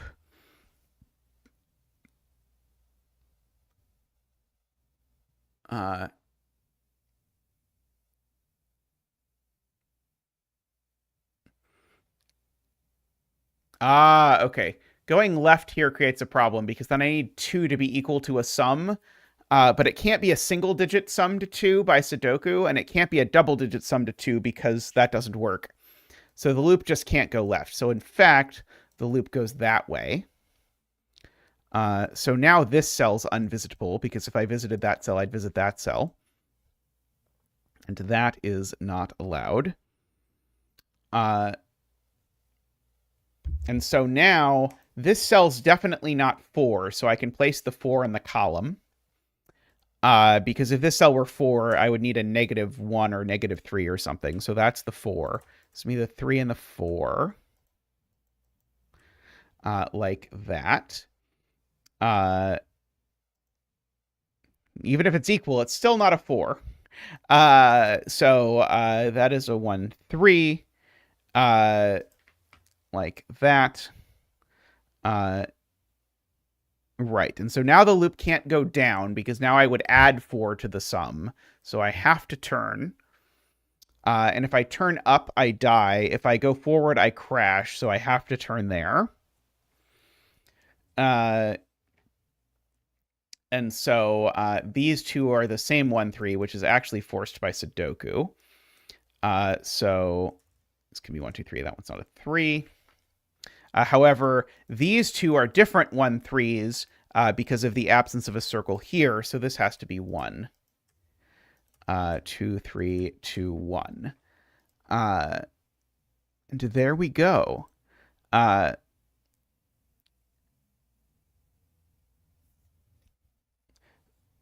Was there a simpler way to say that? This feels like the ratio of rules to the ratio of rules to puzzle was off on that one for my personal taste, but now we get to do a curve data. Oh dear God. Okay, curve data Sudoku. Here we go. Draw lines between the centers of cells so that each connected figure goes through exactly 1 clue, and all cells are used by a figure. Clues show how their figures turn and connect with themselves, not allowing rotation or reflection, but do not indicate the lengths of the line segments. In this puzzle, clues are represented by circled cells. The figure that passes through the circled cell depicts the digit contained in that cell and should be drawn as shown in the example, although relative lengths of line segments may vary as in curve data. The circled digit must not appear anywhere else in the figure that passes through the circle. This definitely feels like the vibe-solvingest puzzle of all time. Oops, wrong button. Go away, go away. Open link in new tab. There we go. Okay, so and we have to sort of flip back here to this. Liam asks, this puzzle pack is posted on the Cracking the Cryptic Discord. Okay, so the 4. So the 4, the 3, and the 2 all have to be exactly 3 high. Oh, is it also on LMD Clover? That would be handy, I suppose, for giving people a link that sort of lists. It is true. Row 4, column 4 is not a 4.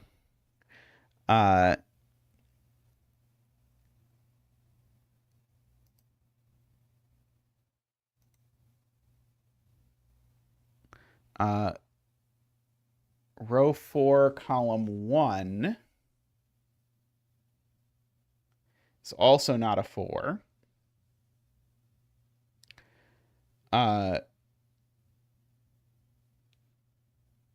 So these are both not 4. Sorry, these are both not 4.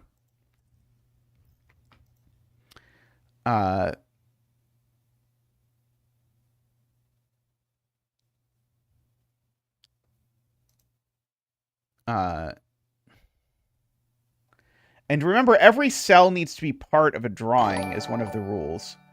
Oh, welcome, Frederick Stoll. Thank you for subscribing. Greatly appreciate it.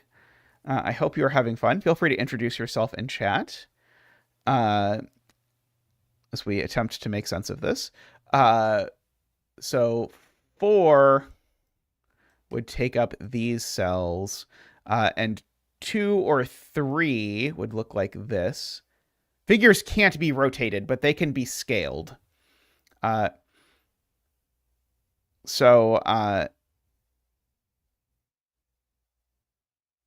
no way to scale up the 2 or the... How are we ever making this work? It feels to me like there's no way I get to 16 cells because the 2, the 3, and the 4 each take up 6 cells, regardless of how I do it.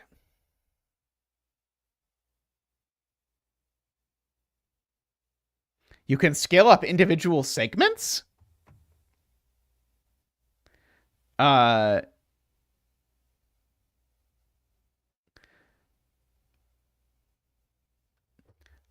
Oh, I thought the way curve data worked was that you had to make it proportional to the original picture. So I thought we just didn't have room to make it bigger.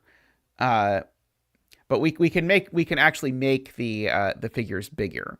Uh, but okay, well, that makes life somewhat worse.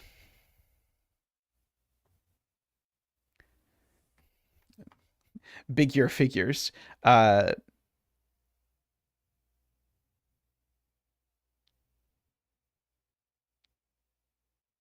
uh,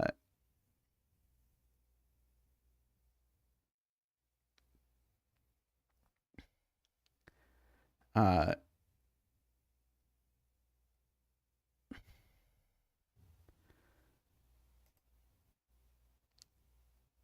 yeah, I my gut is to try and disprove that this can't, or prove this can't be a 4, but I don't think it is possible to prove this can't be a 4 because I think it's going to be a 4. It just looks so 4-y.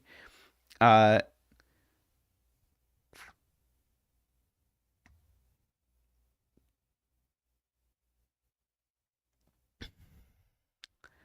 uh,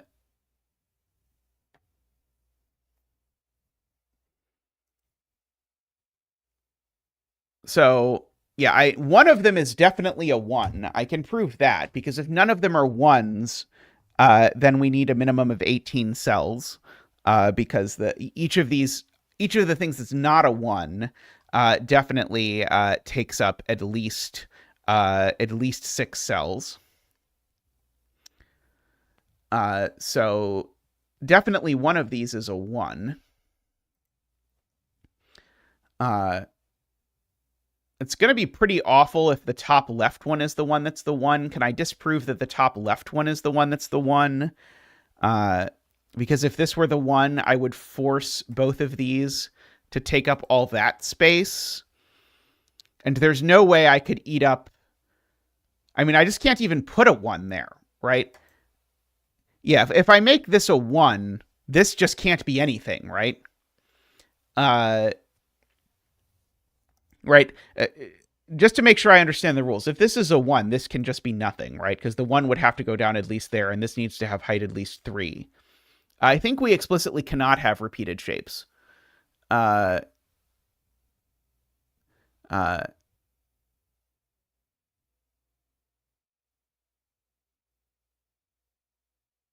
oh, because you could do, I see, you could do that and make this a 1 that looked like that is what people are saying. Yes, that does work, I suppose. Uh, uh,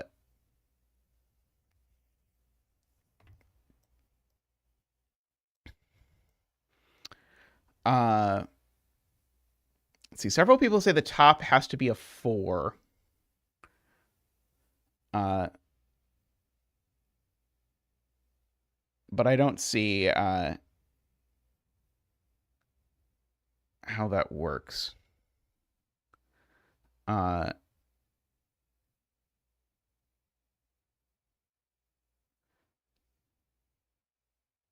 it could also be a 1, though, right? Uh,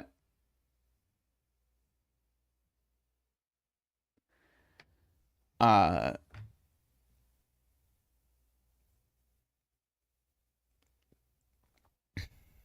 I am making sure I sort of understand everything here.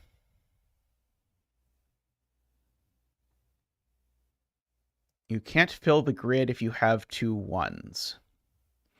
Right, because that would give 2 columns that you need to fill entirely with something outside the circle. And that doesn't work because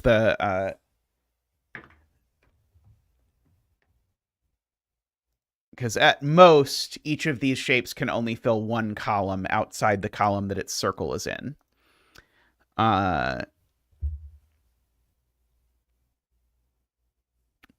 So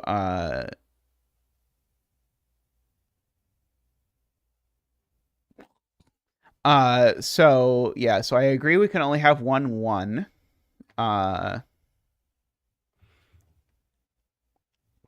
It's going to be really hard to beat this for my least favorite puzzle in the pack, I'll tell you right now.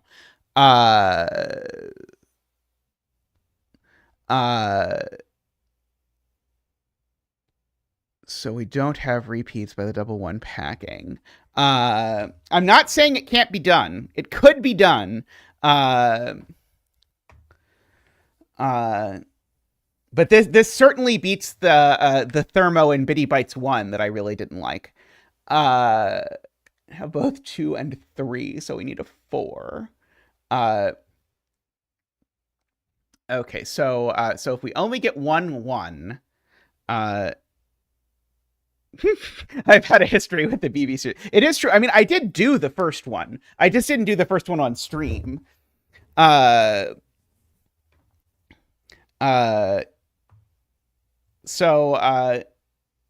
So why can't we have both 2 and 3?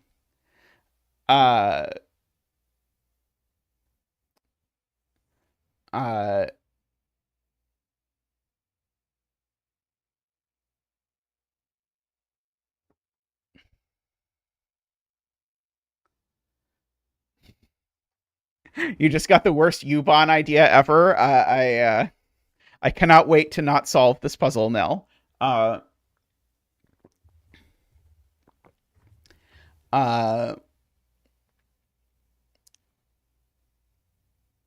But they don't need 2x3s, right? Like, this is a 3, and it doesn't involve any 2x3s.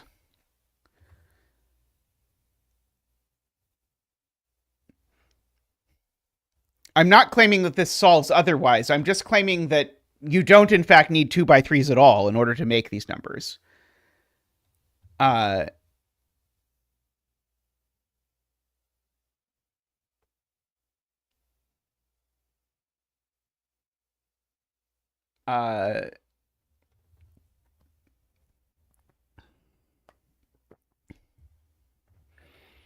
do you believe the probability is that this puzzle is actually unique? I mean, I'm probably like 80%. The minimum cells it needs vertically.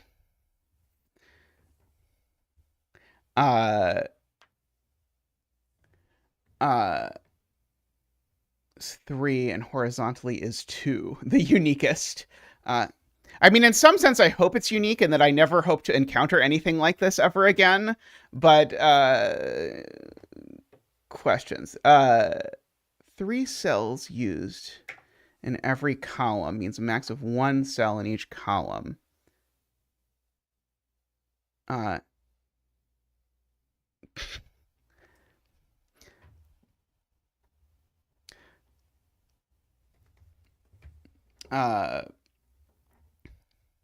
My thought, Clover, is I feel like verifying someone's proof here would be like would be a lot like trying to verify this proof of the ABC conjecture that's out.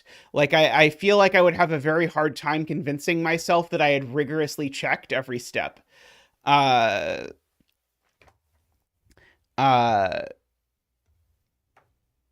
also I could not write the rules of this puzzle because I still don't understand them completely. Could find a reachability deduction. Oh, that sounds delightful.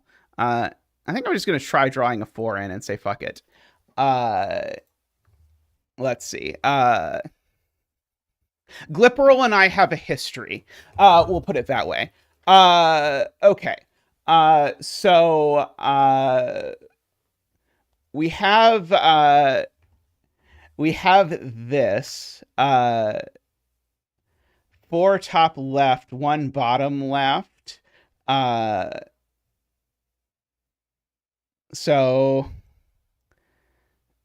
it's going to be something like that. Yeah, it's going to be exactly that, I guess. Uh, like that seems plausible. Not like that though. Oh, this doesn't let me put a 4 into column 2, which would be a problem. There we go, like that. Yeah, we need to have a 4 in every column.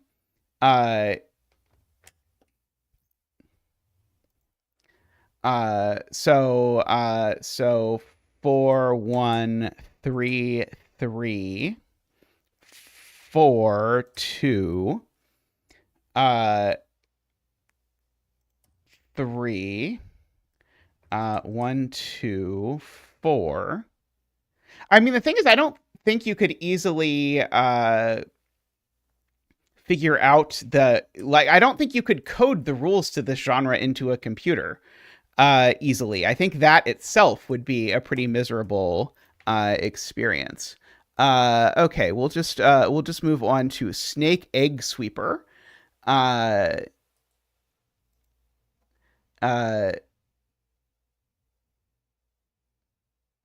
Let's see. I'm now slightly afraid that I'm going to go do curve data puzzles on Puzzlink and then get into the genre, and that seems bad for everyone.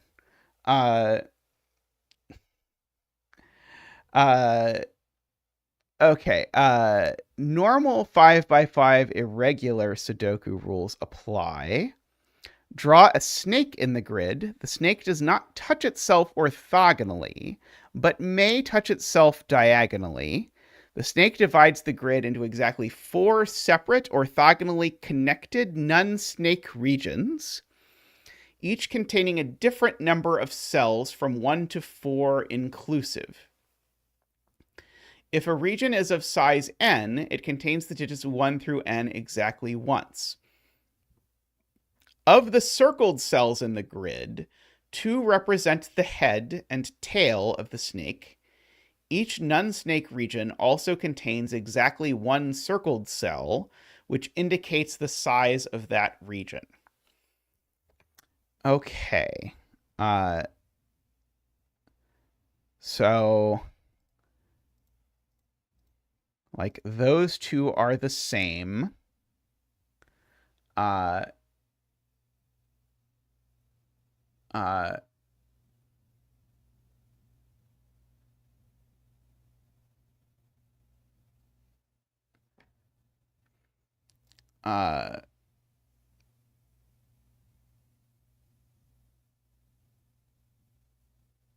Nell says, so the head and tail have to be in the top row of circles.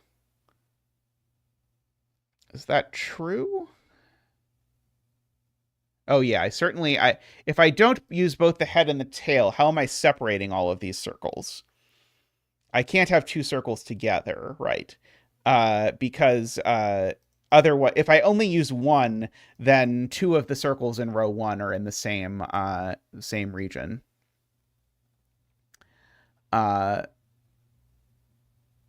Yeah, these 2 are the same as well by the same logic. So we can red X those. And these are certainly from 1, 2, 3, 4 now, because I know that each of these is a snaky thing. Because sorry, each of these is not a snaky thing. Sorry. Is what I was saying, because the snake beginning and end are up here. Snake. If I don't make this snake, assuredly I can't separate these, right? I'm not 100% sure that's true, actually.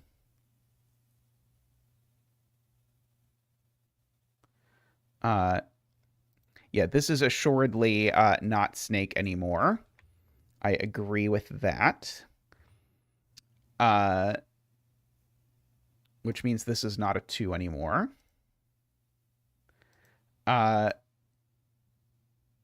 Okay, right. Okay. Yes, I can prove it. If this is not snake, just imagine with me for a second, this is not snake. Now this can't be snake either, and now these are part of the same region. So the snake has to go through here, which is actually going to force some more snake up there. Which is all well and good. This digit isn't equal to that digit, so this digit goes there or there.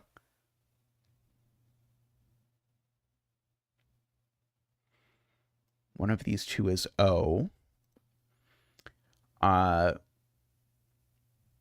mean, I feel like the most likely is that this is of size 1. I actually think this probably is snake. Because if this is not snake, I think we're going to have an uglier time with this.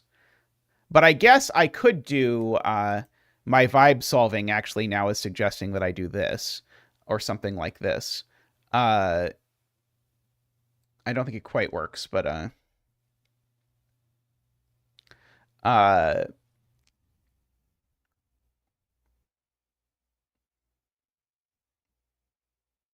I'm at least moderately confident that this can't be as big as 3 or 4. Yeah, in fact, the snake is going to have to touch diagonally because I'm going to need to isolate this into its own region by diagonalizing it.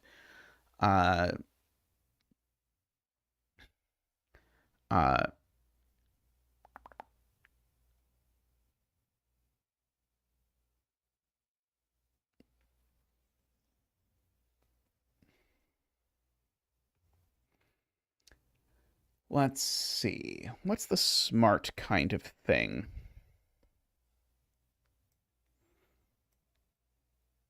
So if this is snake... okay. So this can't be snake, Paul Fly points out. That's actually very clever. If this is snake, now my snake does this, which then forces the snake to do this. But now there's just no way that I can diagonally touch this and separate it. So this can't be snake. Now this has to be snake because otherwise I have put 2 circles together. So that's snake. This can't be snake because I can't have thingy. And then this is the other end of the snake.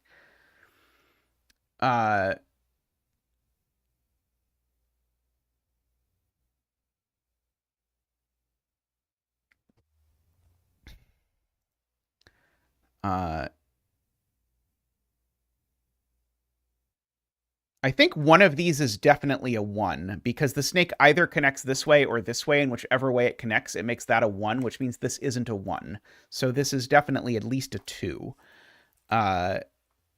Oops.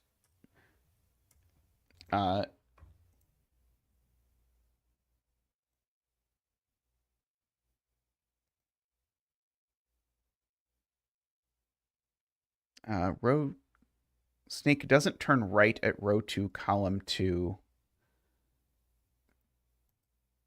Okay. MicroStudy gave a completely different proof of the same thing I just said, which is that this isn't snake.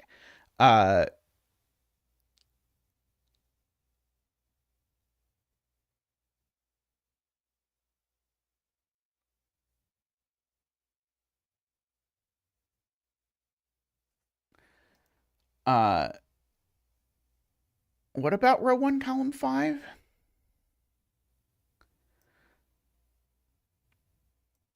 Row 1, column 5, there's no... I think the point is row 1, column 5 has to be a snake because row 1, column 5 can't possibly be part of any circle region. I think that is what 57 thorns means.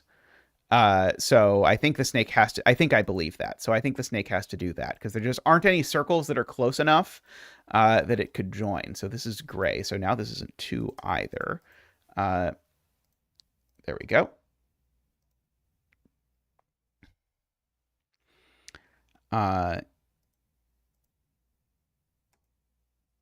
Okay, so now I definitely agree with 57 thorns. This now definitely can't be larger than 2 because if this is gray, now I have to stop there or I join this. So 3 or 4 there. And so these are a 1-2 pair, which means that this is a 3 or a 4. And in fact, I don't know that this 1-2 isn't X, do I? Happy streaming, Tallcat. I'll probably wrap up a little bit early today so that I can send people over to your birthday extravaganza.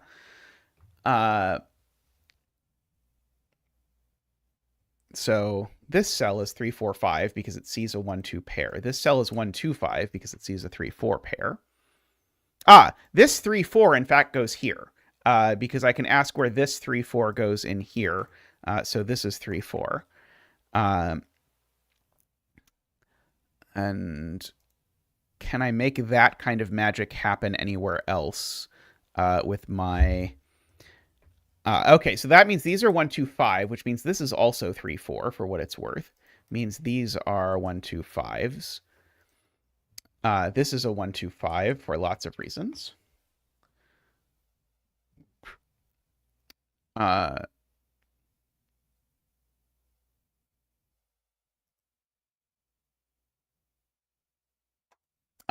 Yes. If the snake takes this, Josh points out, then that immediately connects over like that, which makes this not a 3 or 4. So that does not work. So this cannot be snake. So this is snake.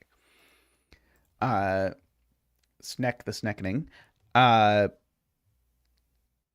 Okay, now I think if the snake takes this cell, I think we've now blown the total on this region. No, maybe not, actually. No, I think it works either way.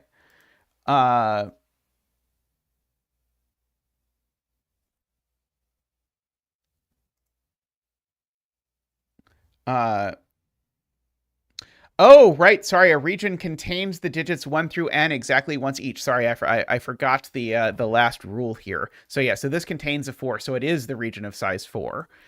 Sorry, yeah, the last sentence here of these rules has not been relevant, but now it is, because as 57 Thorns points out, this region has a 4, so it must have size 4, which means this has size 3, which then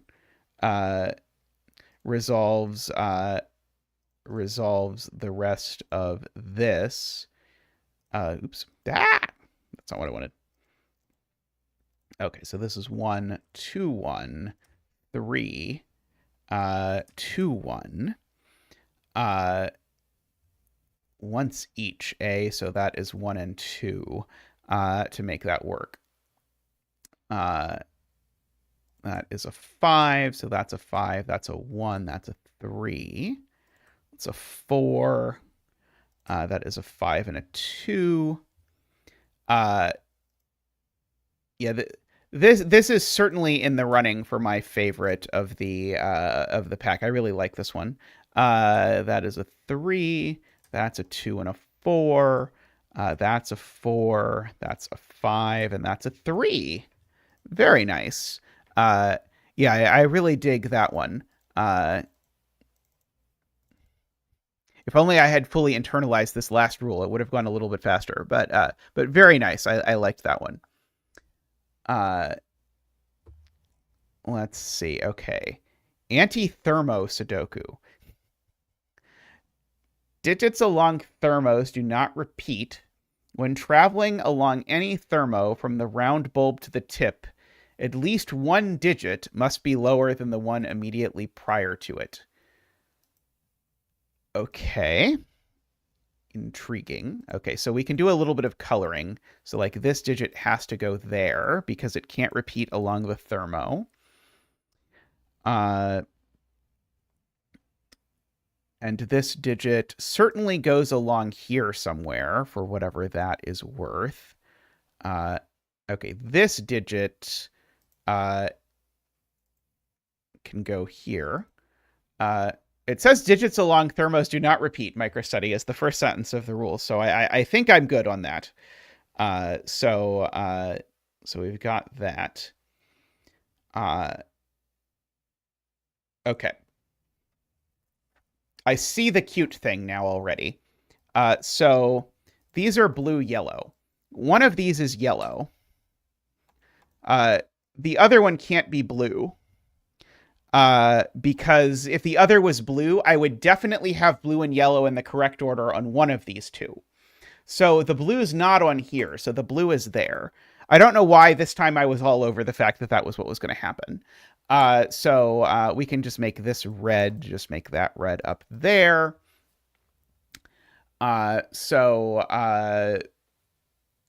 So this is yellow and red. Oops, yellow and red. Not gray. I really like that. Yeah, that is very cute. So these are green and red. These are blue and green. And so these two are the same color. MicroStudy points out, what color is that? And you just take the intersection, and the answer is blue. So this cell is blue, and this cell is blue. I was preparing to, I was digging in for something that was going to take longer than that. So yellow, not yellow, not blue. Okay. Okay, so there we go. And so now we just have to sort this out. So now blue is bigger than yellow. And yellow is bigger than red. So yellow's not 1. Red is 1 or 2. There we go. Yellow is smaller. Sorry. Yeah, yellow is smaller. Okay, so this can't be 2 anymore, is the point. Okay.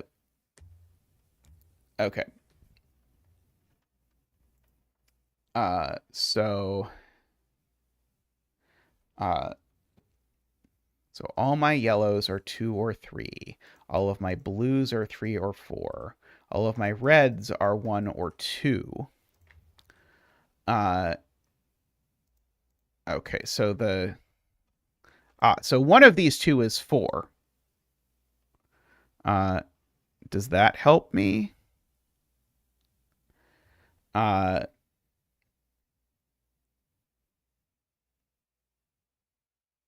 Is the problem that if I make red 1, I can't break this thermo? I don't think that's quite true.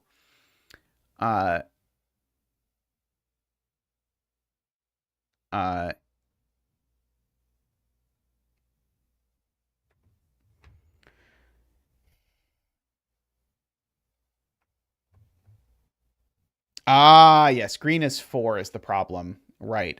Carl has it. If green is 4, then this goes 4, 3, and a number that's neither 4 nor 3, so it's a correct thermo. So the 4 in row 1 actually has to be blue. Okay, so now this thermo is irrelevant, but now we have to make sure we break this thermo. In particular, we definitely can't put a 3 there. So we have to put 3s there.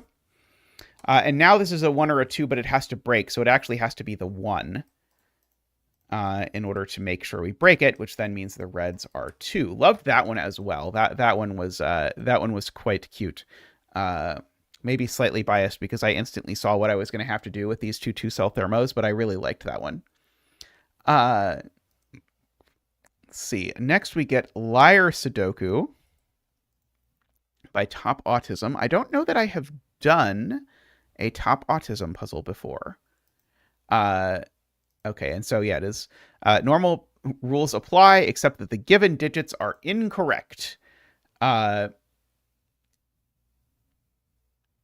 So we can just sort of like, this is like really a pencil mark Sudoku, I suppose, where we've just pencil marked the thing that's excluded instead of the thing that is included.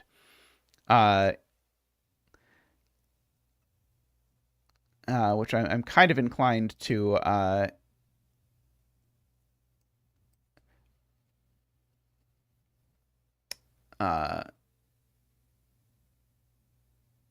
mark. Let's see. One of these two is a 4.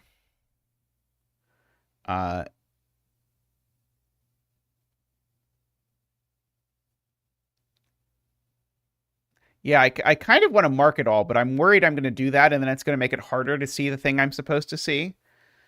But also, someone in chat is using the word kite, so it may be a let's mark it all sort of situation. I've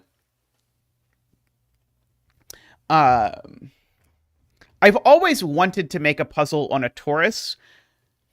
I haven't quite figured out how to do it and have it seem like it was actually worth doing, but I have an idea actually as to what might actually make it worth doing a puzzle on a torus. So I might finally get one to work. We'll see. I have, to be clear, done lots of puzzles on a torus. I've never done a puzzle on a torus that felt like it was a puzzle on a torus for a reason rather than a puzzle on a torus because they could. So I've always kind of wanted to make one that felt like it really delivered on the torusness. Like I might make someone embed the complete graph on 7 vertices in a torus or something. Uh, uh,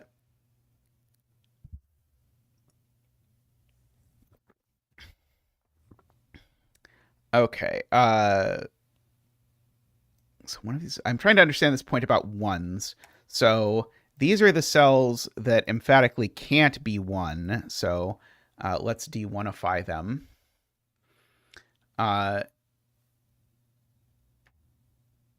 So there's a 1 in one of these cells. I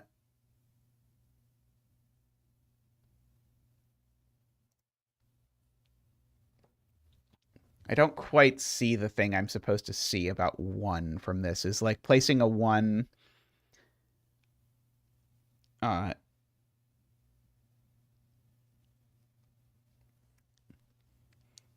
Yeah, I have solved a very small number of castle wall puzzles. I did really love a castle walls puzzle by Agent. So if this is a 1, we make that a 1 and that a 1, and then have nothing to do with a 1 here. So this is not a 1. I agree. I don't quite understand the geometry of it, but I agree that if this is a 1, it visibly breaks. So one of these is a 1.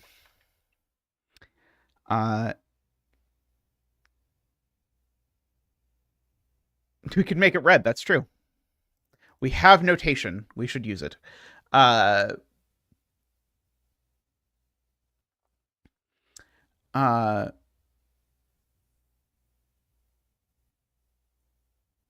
Was this something about covering sets? Was I supposed to do this by doing covering sets? Is that what was supposed to happen? It's possible I was supposed to say the word covering sets.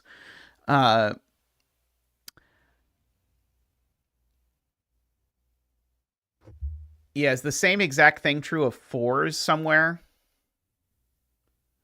Because I've got these can't be 4s cells. So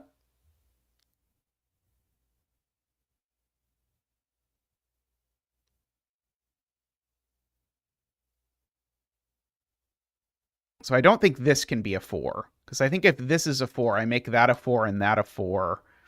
Yeah, this can't be 4. So one of these is a 4.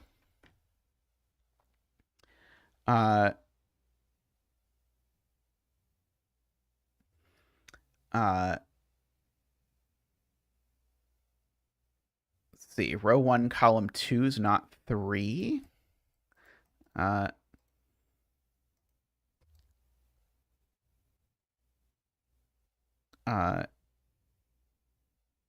Yes. If this is a 3, then I end up putting a 3 here and a 3 here, and that rules all the 3s out of box 4.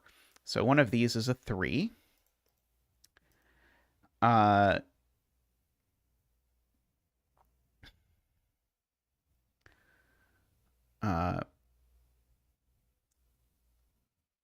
And we strangely, oh no, we do actually have 3 2s. So if we have 3 2s, that must mean that this cell can't be a 2, right? Because if row 2, column 3 was a 2, then we would end up with a 2 there and a 2 there, and we'd have no place to put it. Wait. Right. We'd end up with a 2.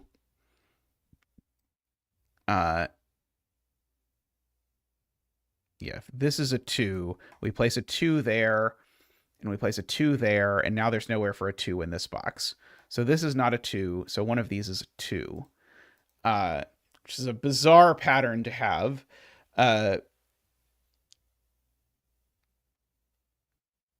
Okay, so this digit, for example, is a 1 or a 3, because we've said it can't be a 2 and it can't be a 4. This digit is a 2 or a 4.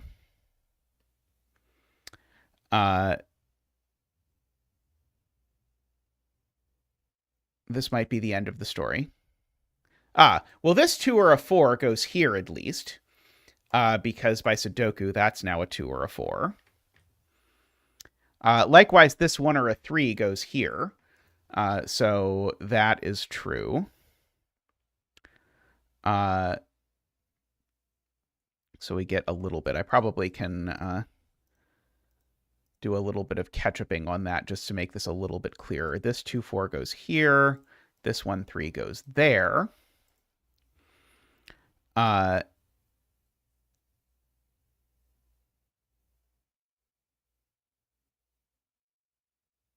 So something, something, something.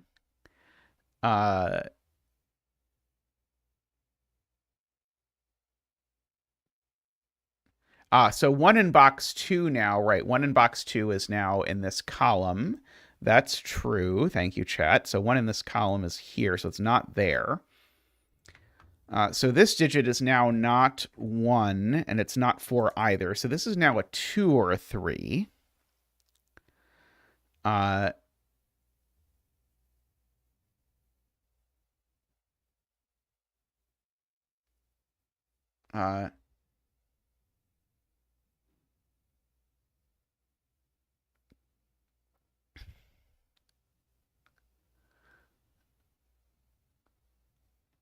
So if pink circle is 1, it goes there in this box. And if pink circle is 3, it goes here in this box. And those two are self-consistent. So actually, you can figure out the Sudoku on pink circle, and it always works out the same way, Emma points out. So pink circle actually always goes in these cells.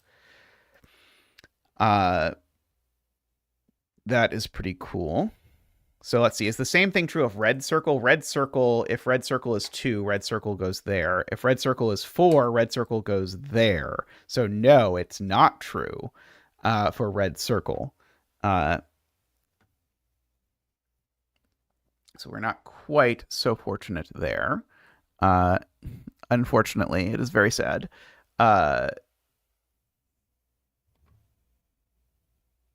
4 in box 1 is in column 2. That's true. One of these two is a 4.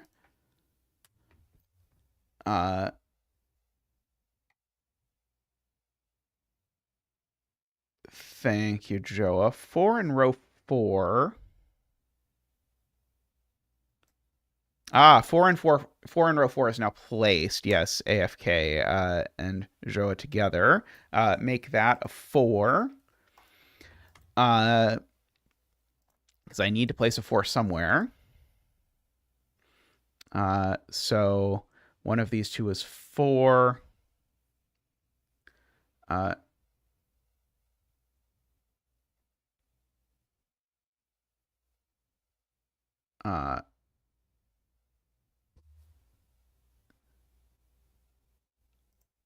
This is a 2 or a 3, right? Right. Or 1 is placed in row 4, if you want, is a different way to say it. So pink circle is 1. And so this is also a 2 or a 3.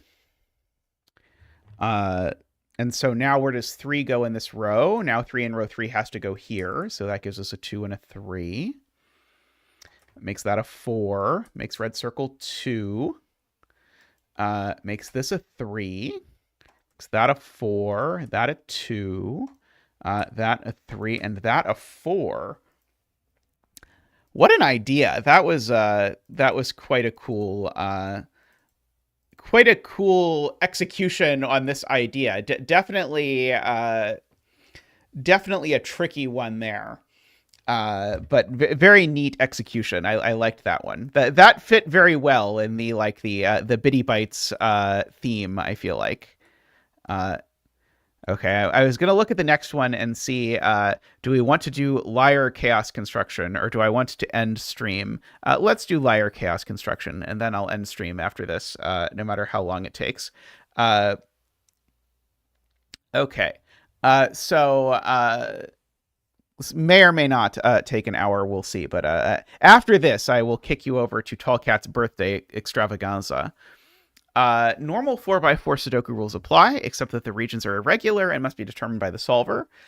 Cells with arrows indicate the total number of cells in the indicated direction combined that are part of the same region as the arrow cell. However, exactly one of the four regions is a liar region. It's the only region that can be connected diagonally, not just orthogonally, and its arrow cells, if any, indicate the total number of cells in those directions that are not part of the same region. Oh, Lord. Okay, this is bonkers. So it's still the case, though, because it's either counting things that are in the same region or aren't in the same region. Is it combined or is it separately?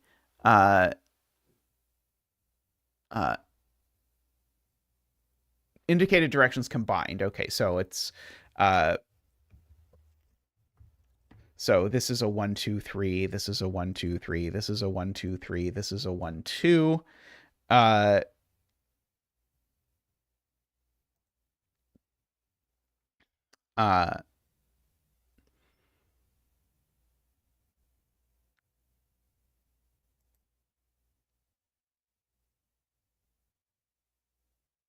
Okay, so now I'll notice if either of these is a 3, it definitely makes it the diagonally weird region. Because I certainly can't have 3 cells on this diagonal that are part of a 4-cell orthogonally connected region.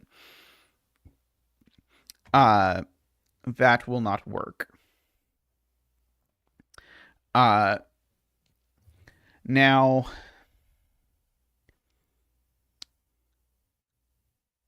these could both be 1, I think. If they're both part of good, honest regions, I think they could both be 1.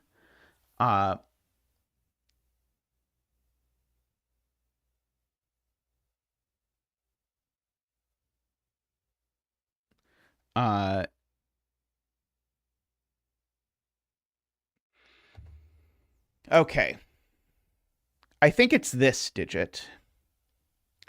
I think it's actually this. So whether this is 1 or 2, if we hypothecate that this is a real region, I think we run into problems.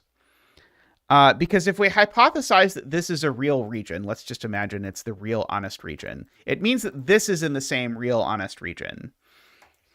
And now this digit is... so first of all, this could never be 2. It would be 1. But now this has no value because it's already got a 1 in the region. Because I would need 2 or 3 green cells, and there's no way I can have even 2 more green cells here. So this is always part of the fake region. Because I can't make a connected region that looks like this, Kyle. Only the fake region can diagonally connect. And so my point is this cell is always part of the fake region. So we're saying there's 1 or 2 cells along here that are not part of the fake region. And it is a 1. Why couldn't it be 2 and say neither of these is part of the fake region? Microstudy?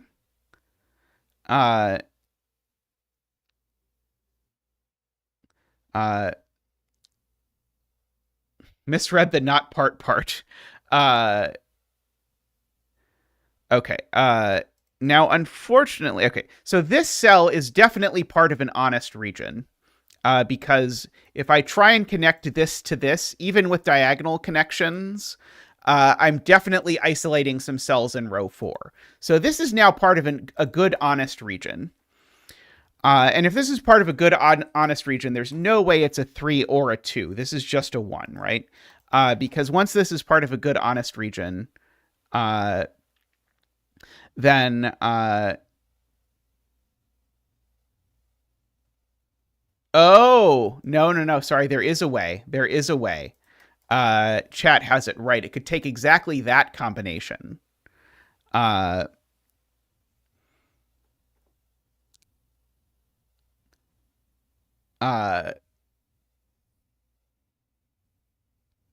that does put 3 ones into the region. And I think that's the only way. Like all the arrows would be 3. Sorry, all the arrows would be 1. Yeah. So this super doesn't work, but you're right. I completely missed this possibility, but it would be the only possibility other than. So this is a real 1. And if this is a real 1, it can only possibly be a 1, right? Because if I try and put 2 in, I just can't connect the dang thing. And in fact, this has to be the 1 while we're at it. Okay.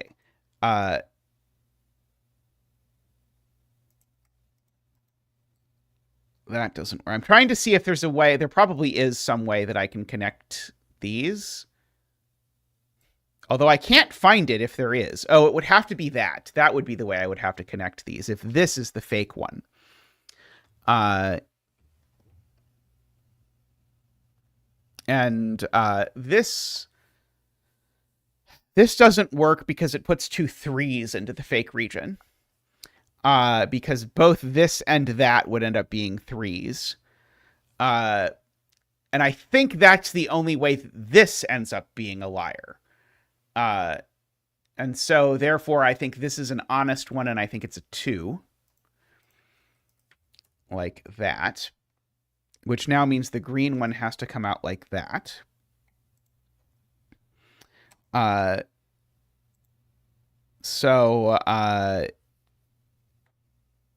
Now...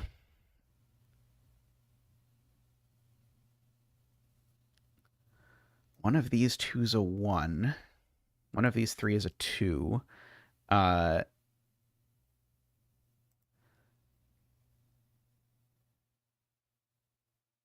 is a 1. It would have to be saying those 2 go together. So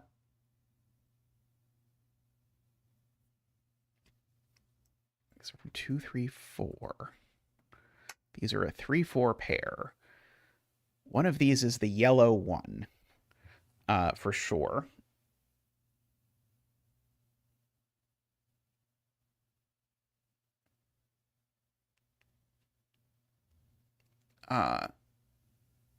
If this is a 3, it's red, and then the red region looks like that, which seems wrong, because then the red region wouldn't be diagonally connected, but it's not technically impossible.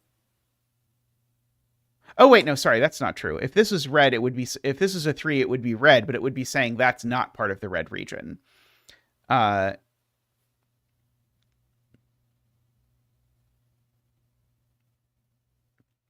I think I believe AFK's point. If this is in part of a not red region, the not red region looks like this, and the arrow is wrong. So this is definitely always red. I agree with AFK.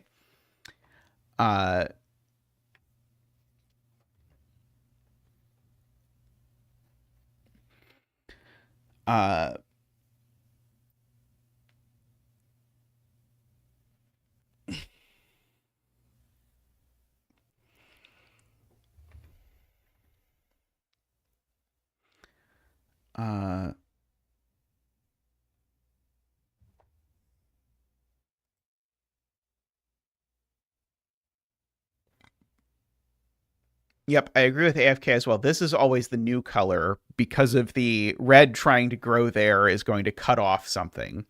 So this is the last one.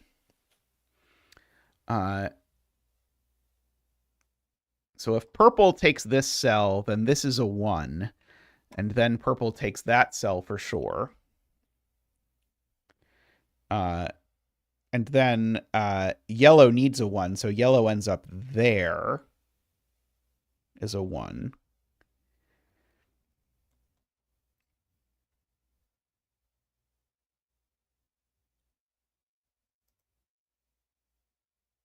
Ah, right, this can't be red, right.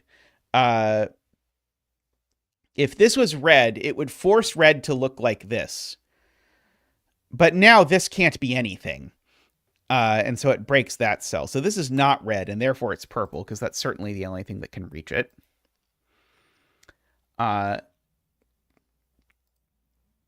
And so now this is either, to microstudy's much earlier point, this cell's never a 2, because it's either purple, in which case it's a 1, or it's red, in which case it's a 3.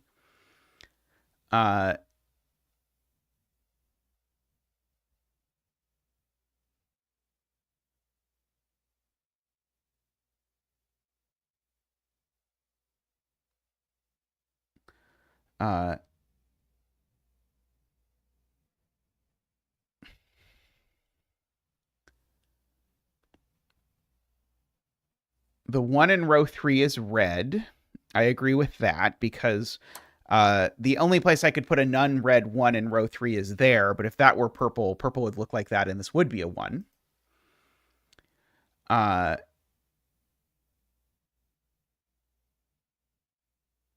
So one of these is a red 1.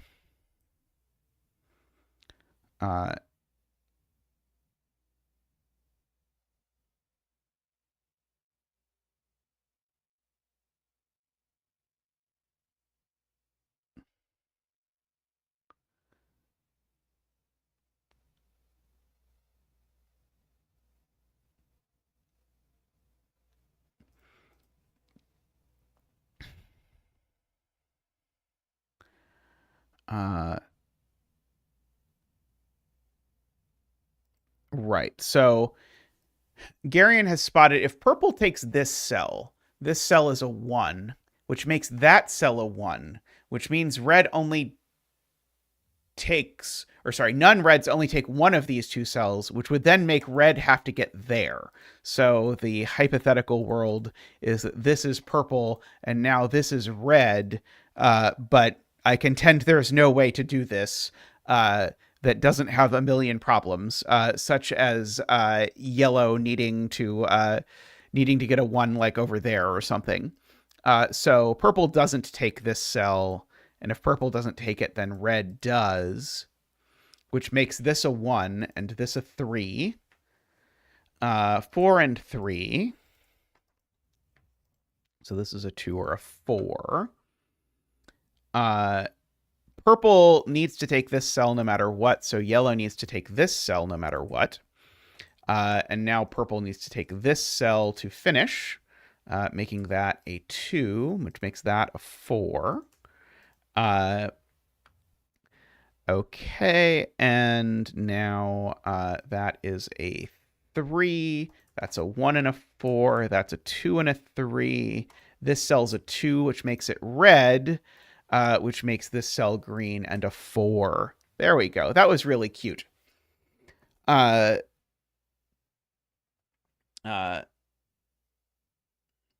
don't think the rules say red has to be disconnected. It just says that it can be disconnected. I really enjoyed that. That was silly fun. High on the silly, but I'm okay with high on the silly. All right, I am, as alluded to, going to wrap up a little early today because Tallcat is celebrating his birthday over on the SudokuCon stream, so I hope you will all enjoy that. We still have plenty of Bitty Bites left to go, including an ominous-looking Liar Kropke by Glipperl. So we can look forward to that next time. But for now, I'm going to wrap up, and I think Tristan's going to set it up so that it sets people up over to the SudokuCon stream. So you should be transferred Oh, sorry, I can't transfer you automatically because it's a Twitch thing and not a YouTube thing. But I'll have Tristan post a link real quick in the chat. All right. So I will. Yeah, and MicroStudy has also, I think, posted the link there in chat if you would like. All right, but thank you everyone for hanging out today. Thank you as always to everyone who supports the stream financially. We greatly appreciate it.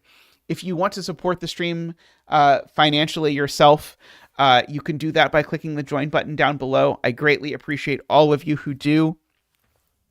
Last but not least, thank you to all of our turbines: Daniel, Danita, David, Franco, Nell, Nordy, Plonktime, DDX, and Dorlier. Thank you so much. I'll see you all next time. Thanks for watching, and bye for now.